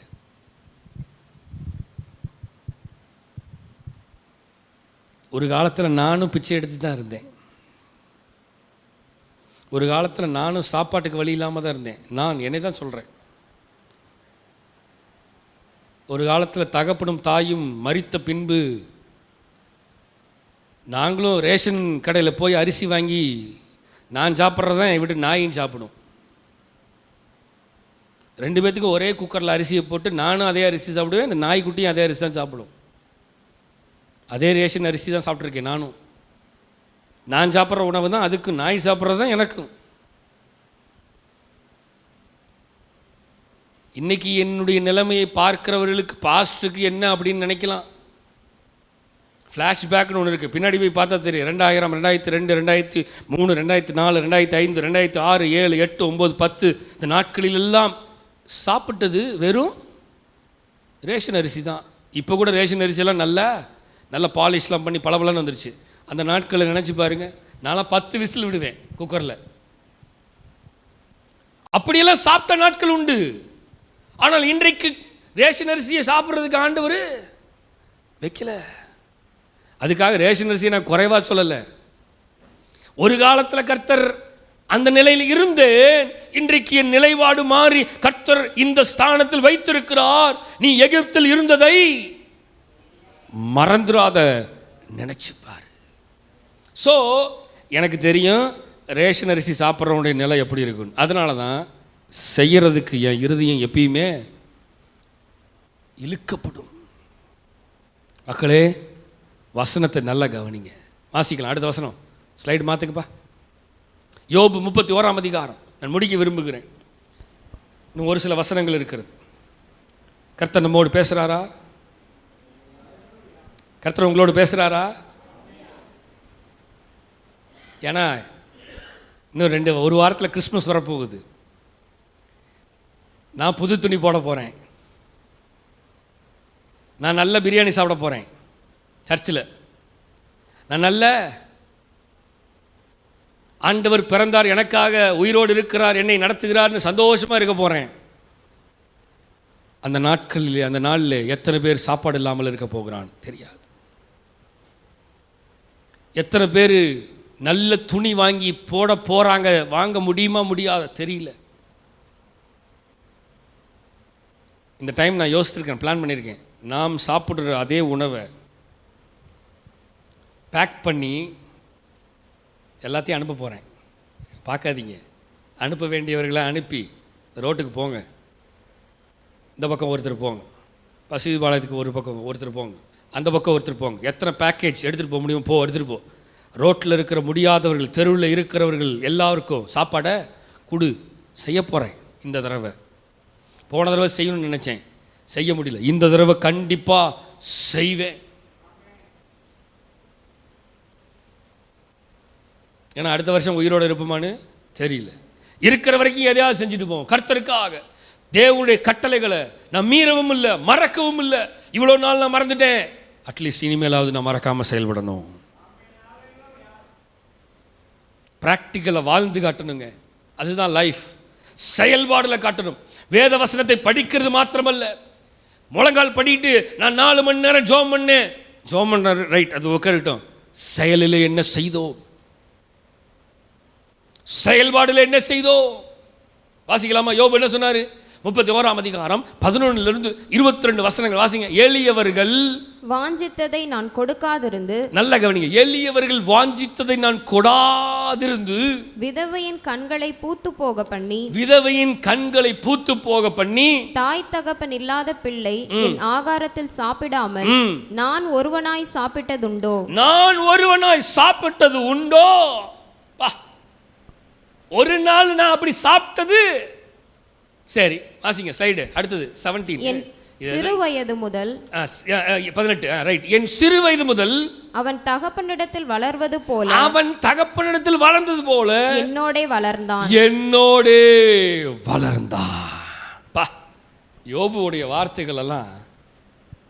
அவன் சிறு வயது முதல் அவங்க அப்பா கூட வளர்ந்தான். அவங்க அப்பா அம்மா போயிட்டாங்களே இருக்குது, இப்போ அவன் என் கூட வளர்ந்துட்டு இருக்கிறான். வாசிங்க. நான் என் தாயின் கற்பத்திலே பிறந்தது முதல் அப்படிப்பட்டவர்களை கைலாக கொடுத்து நடத்தினேன், அப்படிப்பட்டவர்களை கைலாக கொடுத்து நடந்தேன். ஸ்லைடு மாத்துங்கப்பா. ஒருவன் உடுப்பில்லாததினால், நல்ல கவனிங்க, ஒருவன் உடுப்பில்லாததினால் மடிந்து போகிறதையும், ஏழைக்கு மூட வஸ்திரம் இல்லாதிருக்கிறதையும் நான் கண்டபோது ஒருவனுக்கு உடுப்பில்லாமல் சாகிறதை நான் பார்க்கும் பொழுது, ஏழைக்கு மூட வஸ்திரம் இல்லாதிருக்கிறதை நான் கண்டபோது, அவன் என் ஆட்டு மயிர் கம்பளியினாலே அனல் கொண்டதினால் அவன் இடை என்னை புகழாதிருந்ததும். என்ன அழகு! வாசிங்க வாசிங்க மாத்திங்க.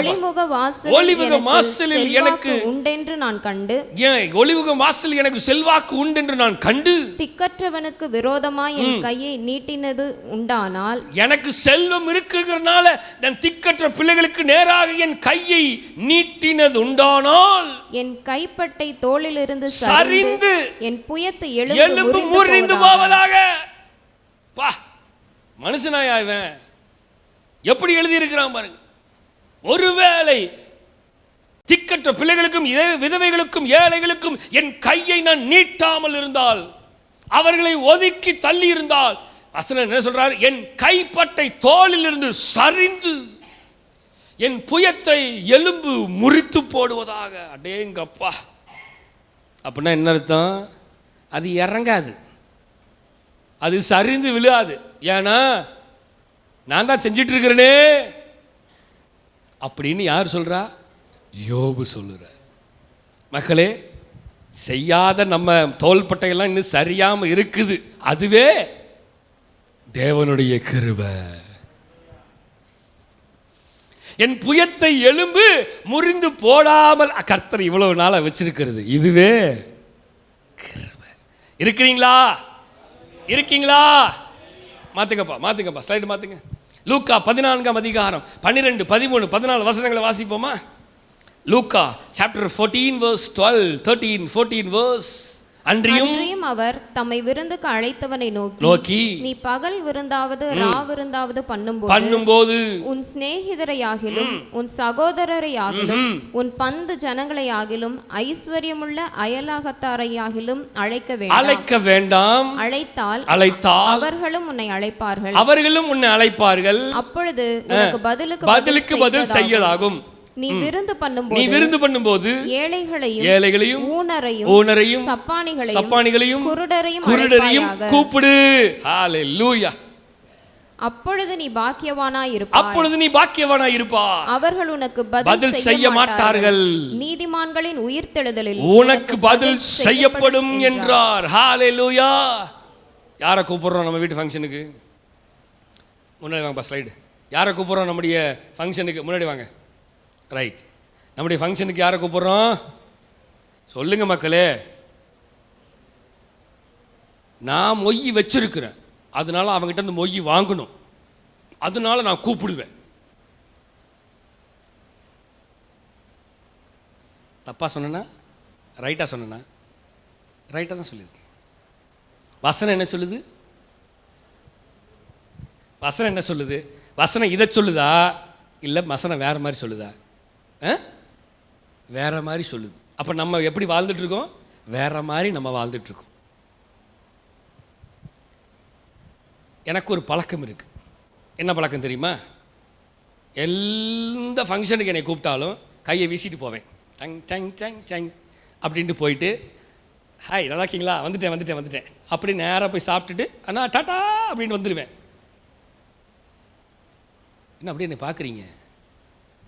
நானும் உனக்கு எதுவும் தரமாட்டேன், நீயும் எனக்கு எதுவும் தரக்கூடாது. நீ வேணா வா, இப்போ சாப்பிட்டதுக்கு சாப்பாடு வேணா வாங்கி தரேன்.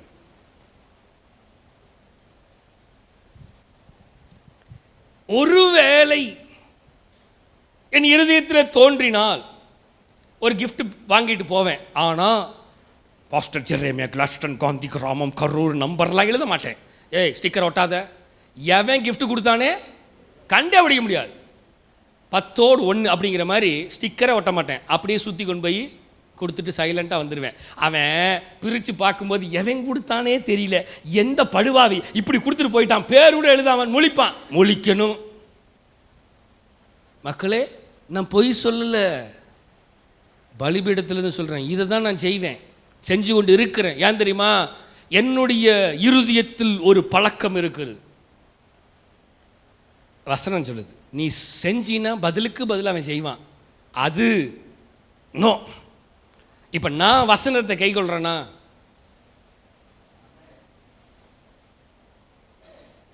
how many of you following this verse? அதுக்காக சொந்தக்காரங்கெல்லாம் கூப்பிடாதீங்கன்னு சொல்லலை. வந்தவன் சொல்லுவான், நான் இன்னைக்கு 1 பவுன் கொடுத்தேன், இவன் எனக்கு 1 பவுனுக்கு கம்மியாக தான் வச்சான், இவன் இப்படி இருக்கான்ல.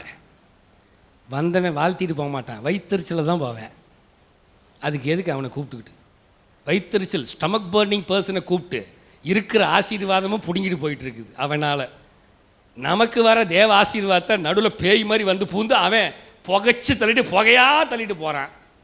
இது தேவையா அவனை கூப்பிட்றதுக்கு? கூப்பிடாமே இருக்கலாம். நான் வாங்கி கொடுக்கும் பொழுது 1 பவுன் 45,000 ரூபாய், இப்பொழுது 1 பவுன் 55,000. 1 பவுன் வாங்கி கொடுக்கணுமா? 55,000 10,000 ரூபா அதிகமாக செய்யணுமா? அப்படிலாம் யோசிக்க தோணுது. இதுக்கு காரணம் என்ன? பதிலுக்கு பதில் நம்மளும் செய்யணும்னு தோணுது. நிறைய பேர்த்தோட இறுதியும் தோணும். நோட் எடுத்து எழுதி பார்ப்போம், எடுத்து வைப்பாங்க. எழுதுவி கணக்கு எழுதுவி அப்போ தான் நம்ம திருப்பி செய்யணுமா? ஒருவேளை செய்யறதுக்கு முன்னாடி போய் சேர்ந்துட்டோம்னா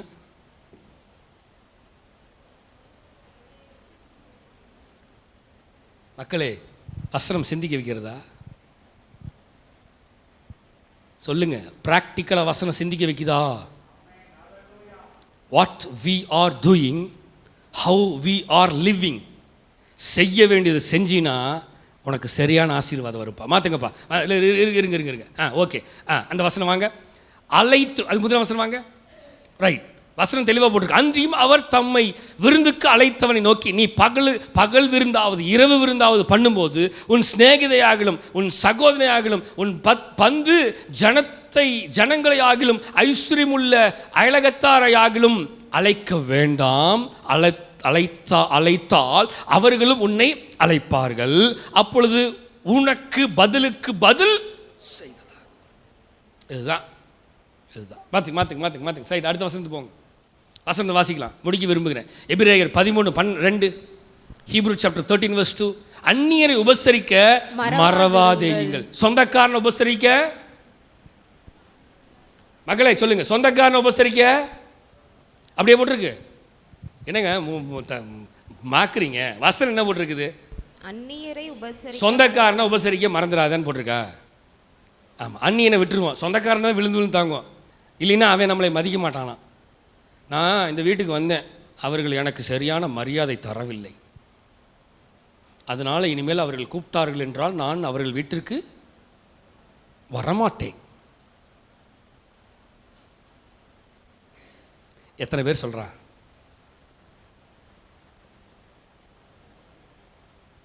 என்னையெல்லாம் எத்தனை குடும்பத்தில் கேவலப்படுத்தியிருக்காங்க தெரியுமா? அப்பயும் அப்படின்னு தொடச்சி போட்டுட்டு அப்படி தான் நின்றுட்டு இருக்கிறோம்.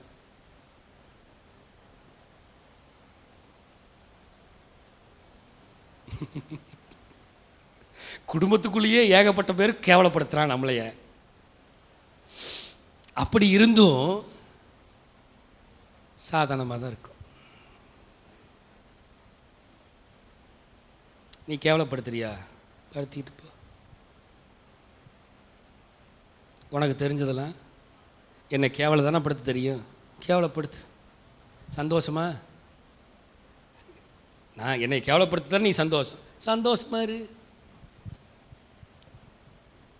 இதுதானே சந்தோஷம். இதில் உனக்கு சந்தோஷம்னா நீ சந்தோஷமா இரு. என்னை கேவலமாக பேசு, நீ இதுதானே உனக்கு சந்தோஷம், சந்தோஷமா இரு, எடுத்துக்கோ, அவ்வளோ நல்லா இரு. ரிவெஞ்செல்லாம் எடுக்கக்கூடாது. பள்ளி வாங்கிட்டான், என்னை கேவலப்படுத்திட்டான், நான் கேவலப்படுத்தாமல் விட மாட்டேன். ஐயா, நீ பாக்கியவானா இருக்க மாட்டேன். வாசிங்கப்பா.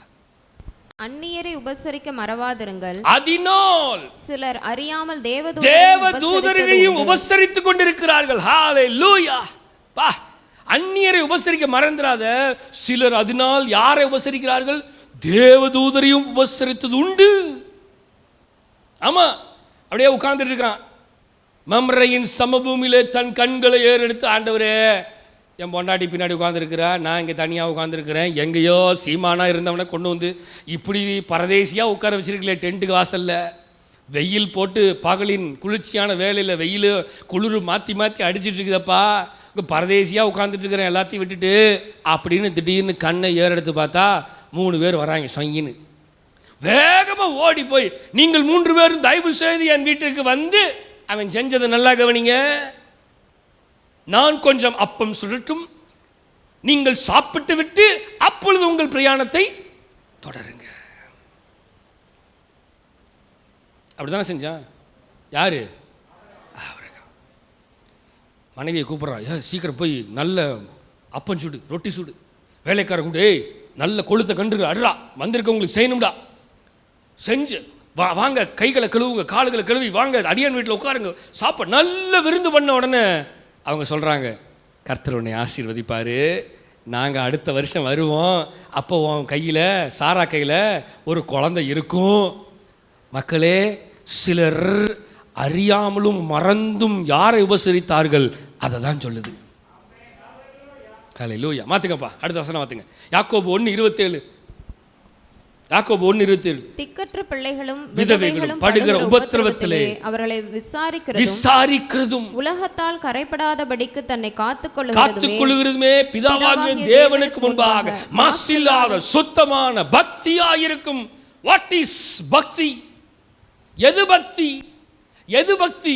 வசனம் சொல்லு பாருங்க. திக்கற்ற பிள்ளைகளும் விதவைகளும் படுகிற உபத்திரவத்திலே அவர்களை விசாரிக்கிறது. எனக்கு என்னப்பா அப்படின்னு நான் சந்தோஷமாக இருக்கேன், நான் நல்லா இருந்தால் போதும், அவங்க கெடுக்கிட்ட போனால் நமக்கு என்ன வந்துச்சு? அப்படி இல்லை. மாசிங்க, அடுத்த வசனம் மாற்றுங்க. டைமில் நான் முடிக்க விரும்புகிறேன். உபாமா 15:10. அவனுக்கு தாராளமை கொடுப்பாயாக. அவனுக்கு கொடுக்கும் போது உன் இருதயம் விசனப்படாதிருப்பதாக. அவனுக்கு கொடுக்கும் போது உன் இருதயம் எப்படி விசனப்படாதிருப்பதாக. வேற மாதிரி சொல்லுங்க. விசனம்னா கவலை, வேற வருத்தம், துக்கப்படாம. யாருக்கு? லேவியனுக்கு செய்யும்போது, திக்கற்ற பிள்ளைகளுக்கு செய்யும்போது, விதவைகளுக்கு செய்யும்போது, பரதேசிகளுக்கு செய்யும்போது, அப்புறம் ஏழைகளுக்கு செய்யும்போது, மற்ற இல்லாத ஜனங்களுக்கு செய்யும் பொழுது உன் இருதயம் விசனப்படாதிருப்பதாக.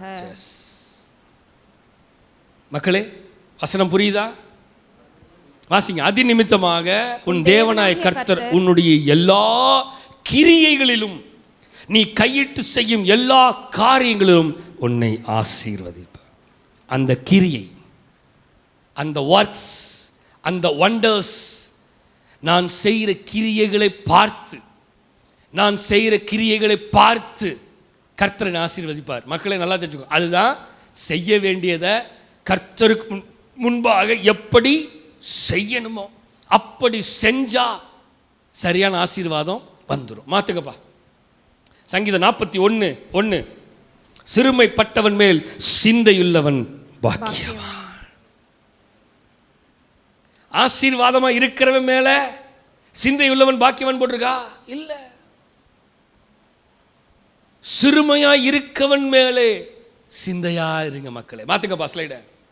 நீதிமொழிகள் 11:24, வாரி இறைத்தான், வாரி இறைத்தும் விருத்தி அடைவாரும் உண்டு, வாரி இறைத்து விருத்தி அடைவாரும் உண்டு, அதிகமாய் பிசினித்தனம் பண்ணியும் வறுமை அடைந்தவாரும் உண்டு. வாரி இறைச்சு எப்படி இருந்தானா விருத்தி ஆசீர்வதிக்கப்பட்டவன் உண்டு. எல்லாத்தையும் எடுத்து வீசி எறிஞ்சு ஆசீர்வதிக்கப்பட்டவன் உண்டு. எல்லாத்தையும் எடுத்து கொடுத்து ஆசீர்வதிக்கப்பட்டவன் உண்டு. அடுத்தது, அதிகமாக நான் கொடுக்கணுமா? ஏன் கொஞ்சம் கொடுத்தா பத்தாதா? ஏன் இத்தினு கொடுத்தா பத்தாதா? அப்படின்னு அவனுக்கு அவனே சேர்த்து வச்சுடு. எப்படியா? வருத்தம் வறுமை அடைந்தவனும் உண்டு.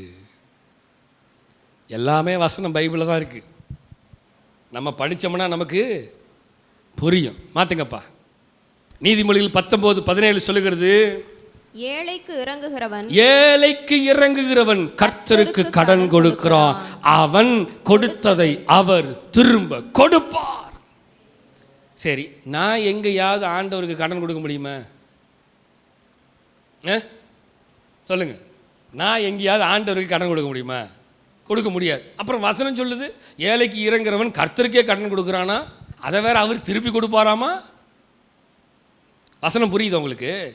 ஒரு ஏழைக்கு நான் என் கையின் ஒரு 100 ரூபாவில் 10 ரூபா எடுத்து கொடுத்துட்டேன். மக்களை நல்லா கவனிங்க, நான் முடிக்கிறேன். இன்னொரு ஒரு வசனம் தான் இருக்குது, ஒரு 2 வசனம் முடிச்சிடறேன், அவ்வளோதான். ஏழைக்கு 100 ரூபாவில் 10 ரூபா எடுத்து கொடுத்துட்டேன். இப்போ ஏழைக்கு கொடுத்ததை கர்த்தர் மேலேருந்து பார்த்து என்னுடைய நோட்டை எடுத்து, எப்பா அவன் ஏழைக்கு ஒரு 10 ரூபா கொடுத்துருக்கான்னு கணக்கு எழுதிடுவார். கணக்கு எழுதுறது யார் சொல்லுங்கள்? யார்? அவர் கணக்கு எழுதிடுறார். அடுத்த தடவை இன்னொரு 10 ரூபா. இப்போ என்ன ஆயிடுச்சு? 20. அடுத்து ஒரு 50. இப்போ எவ்வளோ ஆச்சு? 50, 20, 70 ஆயிடுச்சு. இப்போ ஆண்டவர் என்ன பண்ணுவாராம்? இந்த 70ஐயும் பார்த்து எனக்கு 140 கொடுத்துருவாராம். அவர்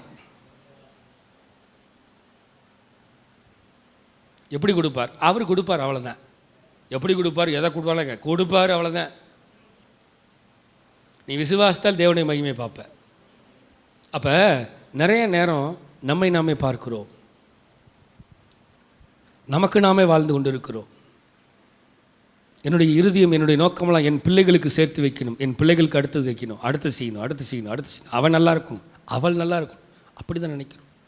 நல்லா இருப்பாங்க, மற்றவர்கள் செய்யணும். செஞ்சு பாருங்கள். கொடுக்கறத நம்ம பிள்ளைகளுக்கு சொல்லிக் கொடுக்கணும். சில நன்மையான காரியங்களை பிள்ளைகளுக்கு சொல்லிக் கொடுக்கணும். தீமையை மட்டும் விதைக்கக்கூடாது, நன்மையும் விதைக்கணும். நிறைய செய்யணும். ஸ்லைடு மாற்றுங்கப்பா. நிறைய செய்யணும். ஏசாயா 58:7-11 வசனங்கள். ஏசாயா 58:7-11. பசியுள்ளவனுக்கு உன் ஆகாரத்தை பகிர்ந்து கொடுக்கிறதும். என்னதுங்க? பசி உள்ளவனுக்கு ஆகாரத்தை பகிர்ந்து கொடுக்கிறது. அடுத்தது, துறந்துந்த சிறுமையானவர்களை வீட்டிலே சேர்த்து கொள்ளுகிறதும். வஸ்திரம் இல்லாதவனை கண்டால் அவனுக்கு வஸ்திரம் கொடுக்கிறதும். உன் மாம்சமானவனுக்கு உன்னை ஒழிக்காமலும் இருக்கிறதும் அல்லவோ எனக்கு உகந்த உபவாசம். ஆண்டவரே, நான் வாரம் ஃப்ரைடே உபவாசம் போட்டுருவேன். உமக்கு தெரியுமா ஆண்டவரே? ஆண்டவரே உமக்கு தெரியுமில்ல, நான் ஃப்ரைடே சாப்பிடாமல் ஜெபம் பண்ணுறேன்ல. சரிப்பா, எதுக்கு ஜெபம் பண்ணுறேன்? எனக்காக தான் ஜெபம் பண்ணுறேன். அப்புறம் ஊழியத்துக்காக ஜெபம், அப்புறம் குடும்பத்துக்காக ஜெபம், அப்புறம் ஜனங்களுக்காக ஜெபம் பண்ணுறேன், அப்புறம் உலகத்துக்காக ஜெபம், அப்புறம் சூரியனுக்காக ஜெபம் பண்ணுறேன், அப்புறம் சந்திரனுக்காக ஜெபம் பண்ணுறேன், எல்லாத்துக்காக ஜெபம் பண்ணேன். சரி, ஜெபம் பண்ண என்ன செஞ்ச?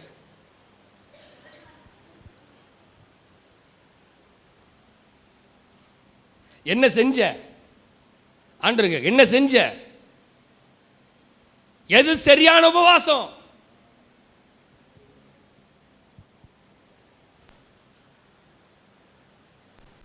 பைபிள் வாசித்தா போதுமா? ஜெபம் பண்ணிட்டா போதுமா? ஆலயத்துக்கு வந்துட்டா போதுமா? தேவனை ஆராதிச்சிட்டா போதுமா? வசனம் தெளிவாக போட்டிருக்கு. இதுதான் உபவாசம். இது அல்லவோ எனக்கு ஏற்ற உபவாசம். இதுதான். பார்த்துக்கப்பா. அப்பொழுது விடியற்கால வெளுப்பை போல உன் வெளிச்சம் எழும்பி, உன் சுகவாழ்வு சீக்கிரத்தில் துளிர்த்து, உன் நீதி உனக்கு முன்னாலே செல்லும். கர்த்தருடைய மகிமை உன்னை பின்னாலே காக்கும். அப்பொழுது நீ கூப்பிடுவாய், கர்த்தர் மறு உத்தரவு கொடுப்பார். நீ சத்தமிடுவா, இதோ நான் இருக்கிறேன் என்று சொல்வார். நுகத்தடியையும் விரல் நீட்டுதலையும் நிபச்சொல்லையும் நீ உன் நடுவிலிருந்து அகற்றி, பசியுள்ளவனிடத்தில் உன் ஆத்துமாவை சாய்த்து, சிறுமைப்பட்ட ஆத்துமாவை திருப்தி ஆக்கினால், அப்பொழுது இருளில் உன் வெளிச்சம் உதித்து உன் அந்தகாரம் மத்தியானத்தை போல் மாறும்.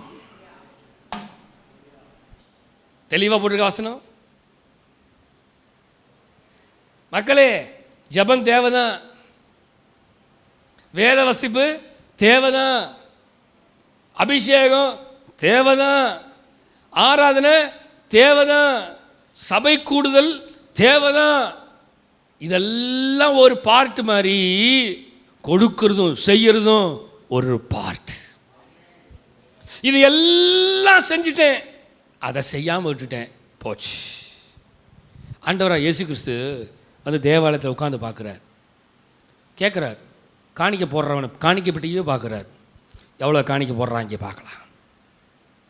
இப்போ கேட்குறார், எந்த காணிக்கை சரியான காணிக்கை என்று சீஷர்களை சொல்லுகள் பார்க்கலாம் அப்படின்னு முழிக்கிறாய். ஆஹா, இவர் கேள்வி கேட்குறாரு, நம்ம கண்டிப்பாக ஒரு கேள்வி கேட்குறாரு, நம்ம மாட்டிடுவோன்னு.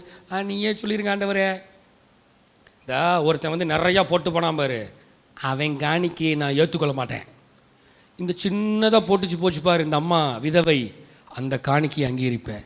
ஏன் ஆண்டவரே, அந்த அம்மா கொஞ்சம் தானே போட்டுச்சு, அவன் நிறையா போட்டான்ல, நிறையா போட்டவன் தானே அங்கீகரிக்கணும். நோ, நீ காணிக்கையை பார்க்கிறாய், நான் அவன் இருதயத்தை பார்க்கிறேன்.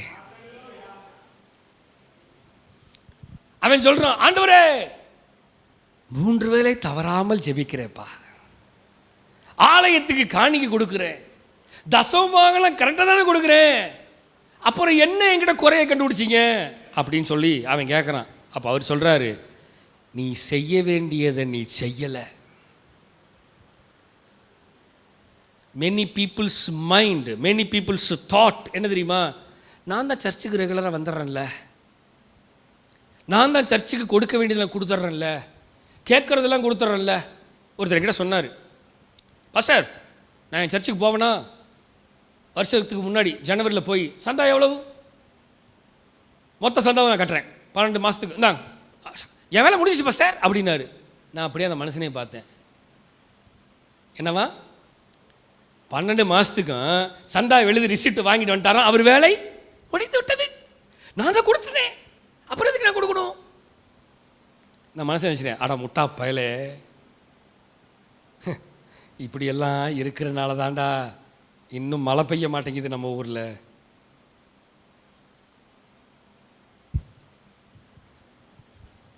பெயர் கிறிஸ்தவர்கள், வசனத்தை படிக்காதவர்கள். சத்தியத்தை அறிவீர்கள், சத்தியம் என்னை இந்த கட்டுக்களிலிருந்து விடுதலையாக்கி என் கண்களை திறக்கும், என் இருதயத்தை திறக்கும், என் மண்டையை திறக்கும், என் மூடத்தனத்தை உடைக்கும், பாரம்பரிய கட்டுக்களை நொறுக்கும். வசனத்தை படிக்கணும். மக்களே, புரியுதுங்களா சத்தியம்? கர்த்தர் நிமித்தம் உன்னை நடத்தி மகா வறட்சியான காலங்களிலும் என்ன பண்ணுவாராம்? ஆத்துமாவை திருப்தியாகி உன் எலும்புகளை நினமுள்ளதாக்குவார். நீ நீர்ப்பாய்ச்சலான தோட்டத்தை போல இருப்ப, நீ வற்றாத நீரூற்று போல. நீ சரியா செஞ்சினாப்பா, இதெல்லாம் உனக்கு நடக்கும். நெக்ஸ்ட் வேர்ஸ், கடைசி வசனம், லூக்கா 6:35, கடைசி வசனம் நான் முடிக்க விரும்புகிறேன். லூக்கா 6:35 வாசிங்க. உங்கள் சத்துருக்களை சிநேகியுங்கள். உங்கள் சத்துருக்களை, பொன்சீமா பாருங்க, சிநேகியுங்கள். உன் சத்துருக்களை. என்ன பாஸ்டர் இப்படி சொல்லிவிட்டீங்க? அதுதானே பிரச்சனையே. சத்துருவை எப்படி சிநேகிக்க சொல்றீங்க? அவன் எனக்கு விரோதமாக எவ்வளவு பேசினான் தெரியுமா? அவன் எனக்கு விரோதமாக எவ்வளவு தெரியுமா செஞ்சான்? அவன் எனக்கு விரோதமாக என்னென்னலாம் செஞ்சான் தெரியுமா? உங்களுக்கு தெரியாது, அனுபவிச்சது எனக்கு தான் தெரியும். எத்தனை பேர் இப்படி சொல்கிறோம்? மக்களே, நான் முடிச்சிட்டேன். கடைசி வசனம் முடிக்கிறேன். சொல்லுங்க. சத்துருக்களை சிநேகியுங்கள். சிநேகிக்க முடியுதா? ஓப்பனாக சொல்லுங்க. சத்துருவை சிநேகிக்க முடியுதா? முடியலங்கிறாங்க சிலர்லாம். முடியல, முடியணும். அப்போ தான் அது உகந்த காரியம்.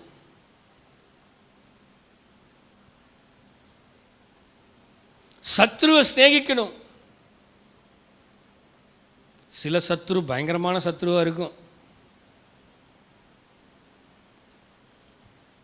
சில சத்ரு நம்மக்கிட்ட வந்து அப்படியே பப்புன்னு ஒட்டிக்கிட்டு நம்மளை போட்டு டார்ச்சர் பண்ணும். ஆனாலும் அந்த சத்ருவை லைட்டாக ஒதுக்கி விட்டுட்டு சில சத்ரு நம்மளையே ஒட்டி இழுத்துட்டு போகலான்னு பார்க்கும். அந்த சத்ருவுக்கும் ஜாக்கிரதையாக ஆண்டவர் சொன்ன, ஆண்டவரே நான் சிநேகிக்கிறேன் உண்மையான அன்புல, ஆனாலும் அந்த சைத்தானுக்கு பச்சா என்னையே காலி பண்ணாமல் விடாது போலாண்டவரே. இருக்குது பேய். பேய் நான் யாரை சொல்லுவேன் தெரியுமா? மனுஷங்களை தான். மோஸ்ட்லி மனித பேய் தான் அதிகமாக நம்மளை டார்ச்சர் பண்ணுது. உங்களை எப்படி டார்ச்சர் பண்ணுது? மனித பேயா பேயா வருதா சொல்லுங்க? மனுஷன் பேய் தான். எனக்கெல்லாம் நிறைய டார்ச்சர் கொடுக்கறது மனுஷன் பேய் தான். நானும் எவ்வளவோ போராடி பார்க்குறேன். இன்றைக்கி காலையில் கூட மனுஷன் பேய் என்னை போட்டு உருட்டு எடுத்துருச்சு. இன்றைக்கி காலையில் எந்திரிக்கும் போது அலாரம் அடிக்கும் போது பேயோடு தான் எந்திரிச்சேன். என்னதுங்க சொல்லுவாங்களே, பேயோட குடும்பம் நடத்துகிறேங்கிற மாதிரி நமக்கெல்லாம் அப்படி தான் இருக்குது. அது எனக்கு ஒரு பேய் இருக்குது. அந்த பேய் என்னைக்கெல்லாம் வம்புழுக்குதோ அன்னைக்கெல்லாம் பயங்கரமான போராட்டமாக இருக்கும் எனக்கு. அன்னைக்கு நைட்டு நானாகவே இருக்க முடியல.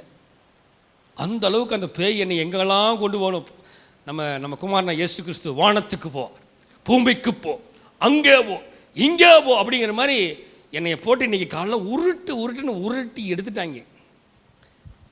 பேயோடு தான் எந்திரிச்சேன். உண்மையாக தான் சொல்கிறேன், பேயோடு தான் எந்திரிச்சேன். அலாரம் அடிக்கிறது பேயோடு எந்திரிச்சு. அலாரம் அடிச்சிருச்சா? சத்துருவை சிநேகிக்கணும்னு நானும் எவ்வளோ முயற்சி பண்ணுறேன். சில பேய்கள் சிநேகிக்க மாட்டேங்குது, டார்ச்சர் பண்ணுது. நான் சிநேகிக்கணும். எப்படி? மாம்சத்தின் சிநேகத்தை பற்றி சொல்லவில்லை, தேவ சிநேகத்தை. தெய்வ சிநேகம் வர்ணிச்சிடா வாக்குகள் போதா. தெய்வ சிநேகத்தை பற்றி, தேவ சிநேகம் என்னை இழுக்குதுன்னு சொன்னாலும் அந்த பேய் நோ நான் மாம்ச சிநேகத்தில் தான் வருவேன். சரி, ட்ரை பண்ணுவோம் சிநேகிக்கிறதுக்கு. வசனத்தை முடிக்க விரும்புகிறேன், டைம் வேறு ஆயிடுச்சு. உங்கள் சத்துருக்களை சிநேகிங்கள், நன்மை செய்யுங்கள், கைமாறு கருதாமல் கடன் கொடுங்கள். எதுங்க?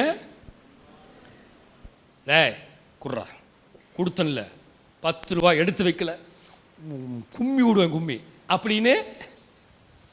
அடுத்த வாரம் சூப்பர் டாபிக், வேற லெவலில் இருக்கும்.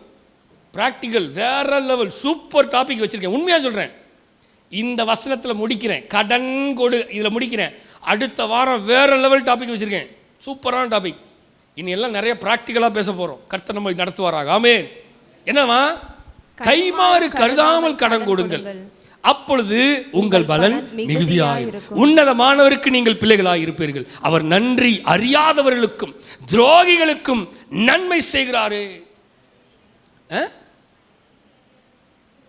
People of God, just think this word, the last line பாருங்களேன். அவர் நன்றி அறியாதவர்களுக்கும் அப்படின்னா என்னது? எவ்வளவு செஞ்சாலும் நன்றி கெட்ட நாயா இருக்கிறானே அப்படின்னு திட்டுவோம். அவனுக்கு கர்த்தர். அப்ப நீங்களும் நானும் செய்யணுமா செய்யக்கூடாது? why we are not doing this? கர்த்தர் இந்த வசனத்தோட என்னோட முடிச்சிட்டார். இந்த வார்த்தை என்னை ரொம்ப நானே நன்றி கெட்டவனுக்கு உதவி செய்யும் பொழுது நீ யாரா தடுத்து நிறுத்துற? நீ யாரா இருதயத்தை கடினப்படுத்துற? நீ யாரா மன்னிக்க மாட்டேங்கிற? நீ யாரா? ஆண்டவர் என்ன கேட்கிறாரு? நன்றி அறியாதவர்களுக்கும். அடுத்தது என்னது? துரோகினா யாரு? எவ்வளவு செஞ்சாலும் நமக்கு தீமை மட்டும்தான் செய்வான், நன்மையே செய்ய மாட்டான். ஆனா வசனம் சொல்லுது துரோகிகளுக்கும் யார் நன்மை செஞ்சாரா? என்னால ஏன் செய்ய முடியல?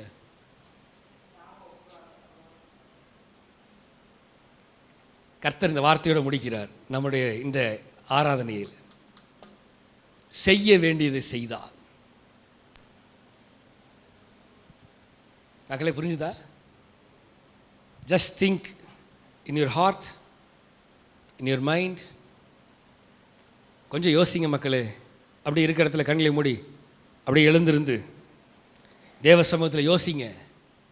நன்றி அறியாதவர்களுக்கு துரோகிகளுக்கு அவர் நன்மை செய்கிறாருன்னா நான் எப்படி மன்னிக்காமல் இருக்கிறது? நான் எப்படி அவர்களுக்கு நன்மை செய்யாமல் இருக்கிறது?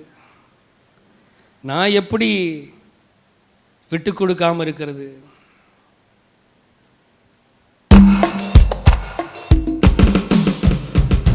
ஆண்டவருடைய சமூகத்தில் ஏதாவது செய்யணும், ஏதாவது செய்யணும். ஏதாவது ஏதாவது ஏதாவது செய்ய வேண்டும் ஒவ்வொரு நாளும் என் இயேசு ராஜாவுக்கு. ஏதாவது செய்யணும். சொல்லுங்க பார்க்கலாம். ஏதாவது ஏதாவது ஏதாவது செய்ய வேண்டும் ஒவ்வொரு நாளும் என் இயேசு ராஜாவுக்கு. சொல்லுங்க. ஏதாவது ஏதாவது ஏதாவது செய்ய வேண்டும் ஒவ்வொரு நாளும் என் இயேசு ராஜாவுக்கு. மக்களே சொல்லுங்க வாயை திறந்து. ஏதாவது ஏதாவது ஏதாவது செய்ய வேண்டும் ஒவ்வொரு நாளும் என் இயேசு. மனிதர்களுக்கு அல்ல, மனிதர்களுக்கு அல்ல, மனிதர்களை பார்த்தல்ல. யாருக்கு செய்யணும்? என் தேவனுக்கு செய்யணும். வசனம் தான் போட்டிருக்குது. நன்றி அறியாதவர்களுக்கும் துரோகிகளுக்கும் அவர் நன்மை செய்கிறாருன்னா நான் ஏன் என் இருதயத்தை கடினப்படுத்தி வைத்திருக்கிறேன்? நான் ஏன் என் இருதயத்தை கடினப்படுத்தி வச்சிருக்கிறேன்? நான் ஏதாவது செய்யணும்ல, மன்னிக்கணும்ல, நான் ஏதாவது செய்யணுமே. தேவ சமூகத்தில் ஏதாவது செய்யணுமே, ஏதாவது செய்யணுமே, ஏதாவது செய்யணுமே. ஏதாவது சொல்லுங்க. ஏதாவது ஏதாவது சொல்லுங்க. ஏதாவது ஏதாவது ஏதாவது ஏதாவது ஏதாவது ஏதாவது ஏதாவது ஏதாவது செய்ய வேண்டும் ஒவ்வொரு நாளும் என் இயேசு ராஜாவுக்கு. தாங்க வேண்டும் ஊழியங்களை, தாங்க வேணும் ஊழியங்களை. நமது ஜெபத்தால், நமது பணத்தால், நமது ஜெபத்தால், நமது பணத்தால். சொல்லுங்க பார்க்கலாம். செல்ல வேண்டும் தேசமெங்கிலும், செல்ல வேணும் தேசமெங்கிலும், சொல்ல வேண்டும் சுவிசேஷத்தை, சொல்லவே இயேசுவின் சுவிசேஷத்தை. துதிக்க வேணும், ஜெபிக்க வேணும், துதிக்க வேணும், ஜெபிக்க வேணும். துரத்த வேண்டும் சத்தான, துரத்த வேணும், துரத்த வேணும் சத்தான, துரத்த வேணும். ஏதாவது ஏதாவது ஏதாவது ஒவ்வொரு நாள் என் இயேசு ஒவ்வொரு நாளும் செய்யணும். ஏதாவது ஏதாவது ஏதாவது ஏதாவது ஒரு விஷயத்தை பிளான் பண்ணுங்க. தேவ சமூகத்தில் பிளான் பண்ணுங்க, திட்டம் போடுங்க. ஆண்டவரே, திக்கற்ற பிள்ளைகளுக்கு, விதவைகளுக்கு, ஏழைகளுக்கு, லேவியனுக்கு, ஆண்டவரே எதையாவது நாங்கள் செய்யணுப்பா, எதையாவது செய்யணும்ப்பா, எதையாவது செய்யணும் ஆண்டவரே, எதையாவது செய்யணும் ஆண்டவரே, எதையாவது செய்யணும் ஆண்டவரே, எதையாவது செய்யணும்ப்பா, ஏதாவது செய்யணும்ப்பா. அப்படிப்பட்ட இருதயத்தை எங்களுக்கு கொடுங்க. சொல்லுங்க, அப்படிப்பட்ட இருதயத்தை எங்களுக்கு கொடுங்கப்பா, அப்படிப்பட்ட இருதயத்தை கொடுங்கப்பா. ஒருவேளை இவ்வளவு நாட்கள் இந்த காரியத்தை நாங்கள் அறியாமல் இருந்தால், செயல்படாமல் இருந்தால், ஆண்டவரே இனிமேல் நாங்கள் செயல்படுத்த எங்களுக்கு உதவி செய்யுங்கப்பா. திக்கற்ற பிள்ளைகள் அநேகர் இருக்கிறார்கள், விதவைகள் அநேகர் இருக்கிறார்கள், பரதேசிகள் அநேகர் இருக்கிறார்கள். ஓ, லேவியர்களுக்கு உதவி செய்யணும். அப்படிப்பட்ட இருதயத்தை, அப்படிப்பட்ட காரியத்தை எங்களில் ஊற்றினீரே, அதற்காக நன்றி நன்றி நன்றி. எங்களோடு பேசின வார்த்தைக்காக நன்றி அப்பா, எங்களோடு பேசின வார்த்தைக்காக நன்றி செலுத்துகிறோம். செய்ய வேண்டியதை செஞ்சா, செய்ய வேண்டியதை செஞ்சா சகல ஆசீர்வாதமும் எங்களுக்கு வந்து சேரும். அந்த செய்ய வேண்டியதை எங்களுக்கு இன்றைக்கு கற்றுக் கொடுத்தீரே, அதற்காக நன்றி செலுத்துகிறோம். எங்களோடு பேசின வார்த்தைக்காக நன்றி. இனிமேலுமாக நீர் நடத்துகிறார். எல்லா துதி கன மகிமை எல்லாம் உமக்கு ஒருவருக்கு மாத்திரமே செலுத்துகிறோம். மீட்பரும் இரட்சகருமா இயேசு கிறிஸ்துவின் மூலம் ஜெபம் கேளும் எங்கள் ஜீவனுள்ள நல்ல பிதாவே.